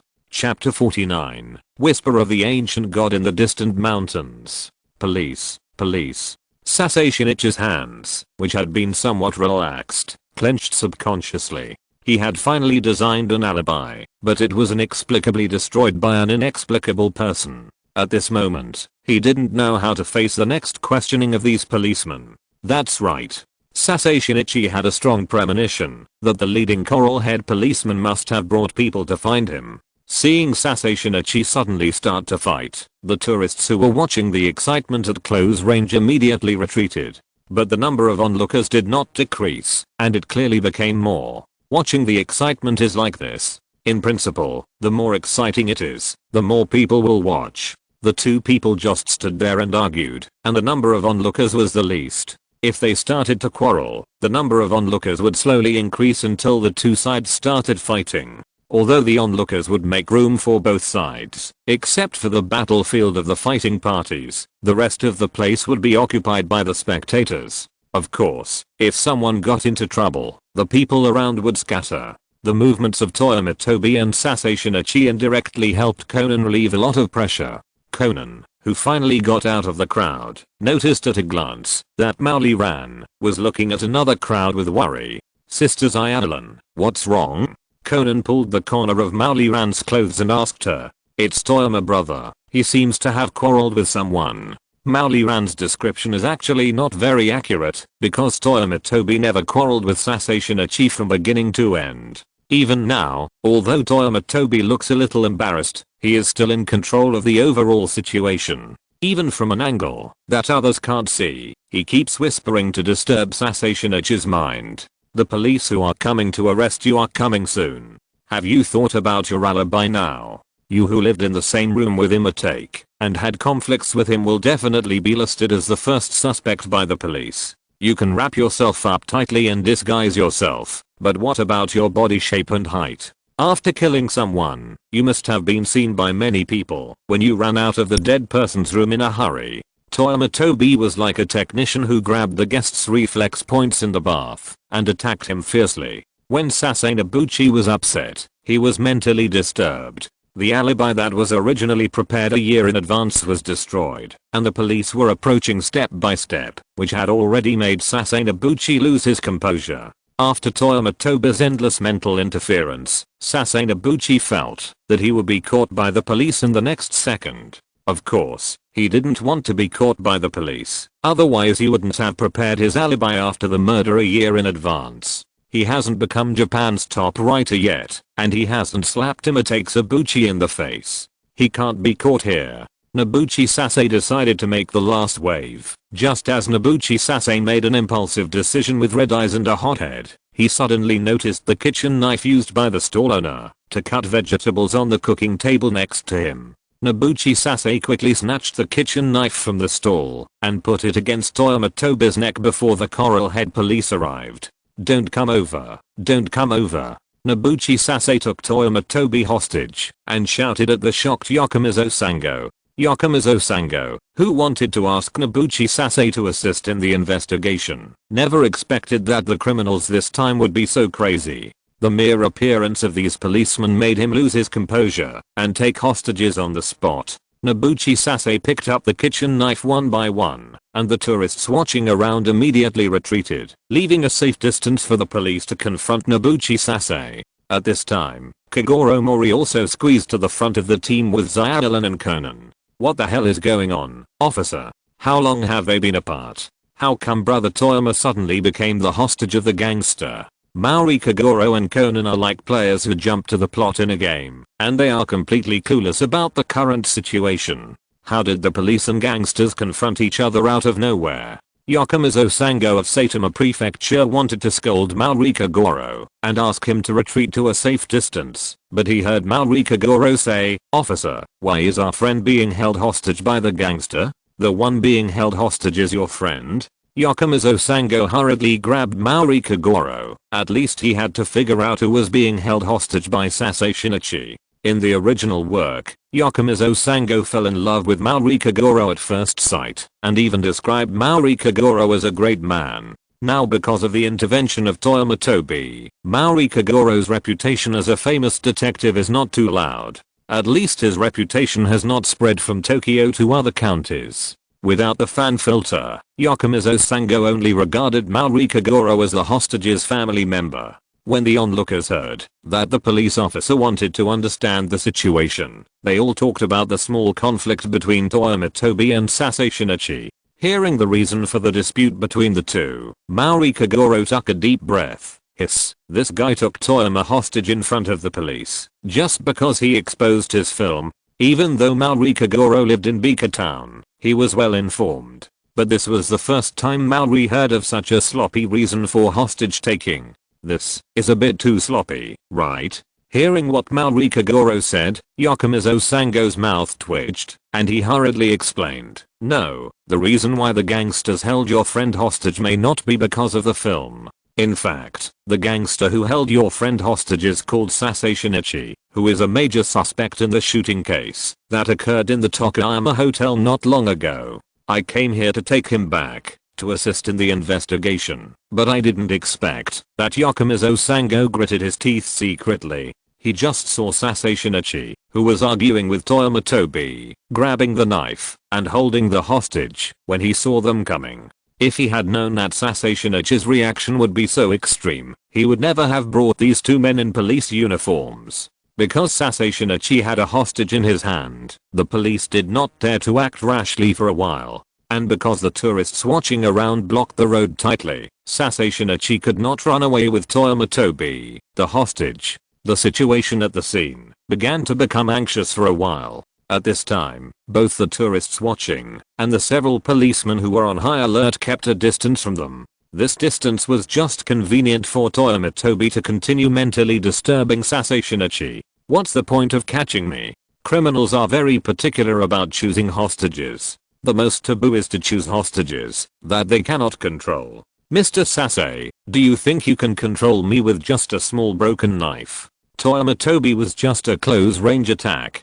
Fortunately, Toyama Tobi traveled through the Conan world. If he traveled to Azeroth, he could at least become an ancient god. The whispers from the ancient gods Toyama made Sasei Shinichi's mind full of mixed thoughts, and his emotions, which had been somewhat stable, broke out again. He knew that he could no longer escape, and he might even be imprisoned. What was the difference between going to jail and dying for him? But before he died, he could completely decide who would be his scapegoat. Chapter 50 Sasei Nobuchi, I will never die in peace! Exclamation mark. Toyama Tobi will never do meaningless things. In other words, his every move, including every word and action, is strongly purposeful. This is Conan's perception of Toyama Tobi. It cannot be said that Conan's perception of Toyama Tobi is wrong, but it can be said that sometimes Conan is still very good at judging people. Toyama Tobi, after crossing, is such a person. Treating the whole world as his own playground, Toyama Tobi's every word and action is naturally very purposeful. He exposed part of his true self to Conan, which led to Conan's perception, which is normal. So Conan began to care about Sasei Shinichi's identity. He is definitely not just a key suspect. At this time, Mauri Kagoro's words awakened Conan. By the way, Officer Yokomizo, you said that Mr. Sasei is a major suspect in the shooting case. Then who was the target of the shooting? Whether it is to find a way to rescue Toyama Tobi or to figure out Toyama Tobi's purpose, the victim of the shooting is a hurdle that cannot be bypassed. After learning that Kagoro Mori was a detective and a former criminal policeman, Yokomizo Sango also revealed the details of the case to Kagoro Mori. It will take some time for the support from the Saitama Prefectural Police Headquarters to arrive, and during this period, they can only rely on Yokomizo Sango himself, and Kagoro Mori and a few others to carry on. There is strength in numbers, and detectives will always be treated preferentially by the police at the scene of the incident. The deceased's name is Satoshi Imatake, and he is a writer who has won the Neomoto Prize. According to our investigation, the deceased came to Saitama Prefecture with Nobuchi Sasei. The two also stayed in the same guest room. After the gunshot, a guest on the same floor saw a masked gangster with a height and build similar to Nobuchi Sasei leaving the room, and he ran away. So Nobuchi Sasei is a major suspect in this shooting case. While Yokomizo Sango was talking about the details of the shooting case, he supplemented Kagoro Mori with the details he had just asked his colleagues in Tokyo to investigate.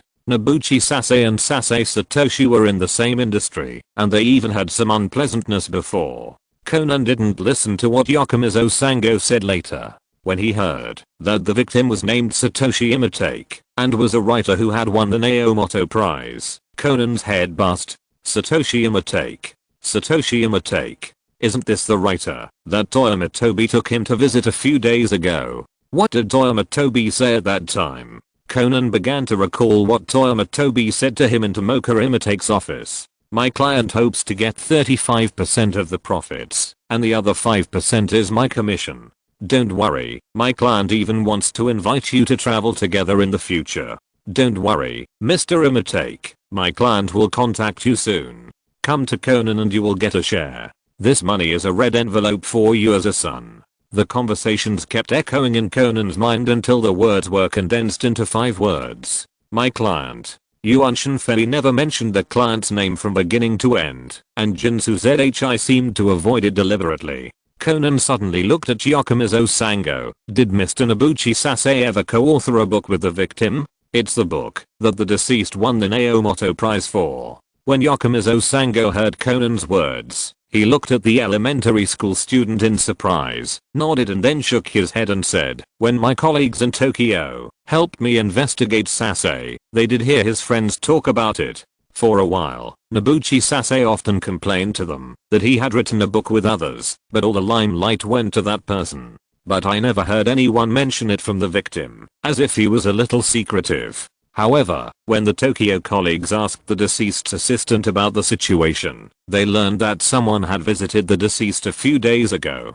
After he left, the deceased was very happy. He got drunk that day and muttered that the last hidden danger to his career had been eliminated. He also said that he wanted to go on a trip with an old friend he hadn't seen for a year. That is, Nobuchi Sasei over there. Conan turned around abruptly when he heard this, and just happened to see Toyama Tobi's lips moving slightly, as if he was saying something to Sasei Shinichi. Normal people who saw this scene would guess that Toyama Tobi was persuading Sasei Shinichi, or begging for mercy. But Conan understood that Toyama Tobi was definitely not saying these. Quick, Officer Yokomizo, stop him, it will be too late. Conan shouted at Yokomizo Sango in horror, trying to get Yokomizo Sango to intervene forcibly. Of course, what Conan meant by stopping him was to stop Toyama Tobi. Since Toyama Tobi was able to kill the organization members on the spot when they were suddenly attacked, Conan didn't think that Sasai Shinichi could control Toyama Tobi with just a kitchen knife. But Yakumizo Sango thought that Conan was talking about Sasai Shinichi. When Yakumizo Sango and Malrika Goro looked at Toyama Tobi and Sasai Shinichi again, the situation in the field suddenly changed. Sasai Shinichi, who was still able to communicate, suddenly became excited again for some reason. The kitchen knife that was originally against Toyama Tobi's neck suddenly raised up. "You didn't wear a watch on your wrist when you came here last year, did you?" Hearing Toyama Tobi's words, Sasai Shinichi, who was holding up the kitchen knife, suddenly froze for a moment, and he subconsciously looked at his wrist. He saw that his wrist, which should have been tanned all over, had a circle of white marks on it. That was the mark left by the wrist being covered when basking in the sun. Last year, there was no conspicuous watch mark on his wrist. This means that, if the alibi he originally designed is really handed over to the police, it will be ironclad evidence that he fabricated false evidence to try to escape the crime. Toyama Tobi's act of exposing his film actually helped him. There is no surveillance in the hotel, and he cannot be convicted based on his body shape and height. Even if he needs to go to court in the end, there will be a lot of lawyers to help him defend his innocence. And the success rate is very high. Sasai Nobuchi suddenly calmed down. He didn't want to drag Toyama Tobi down with him. He wanted to live.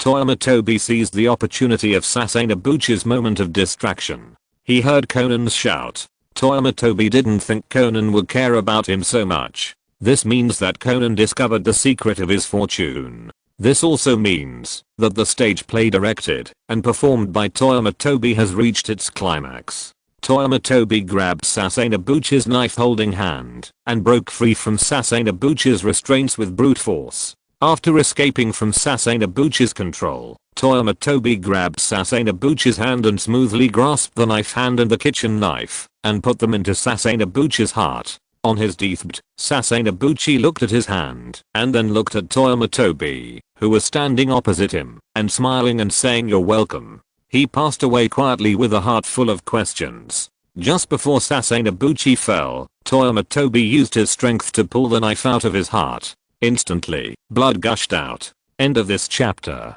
Thank you very much for reaching the end. Don't forget to like. Looking for more exclusive content and immediate access? Subscribe to our Patreon. Remember, every like, subscription, or donation encourages us to continue. Thanks to everyone. See you in the next video.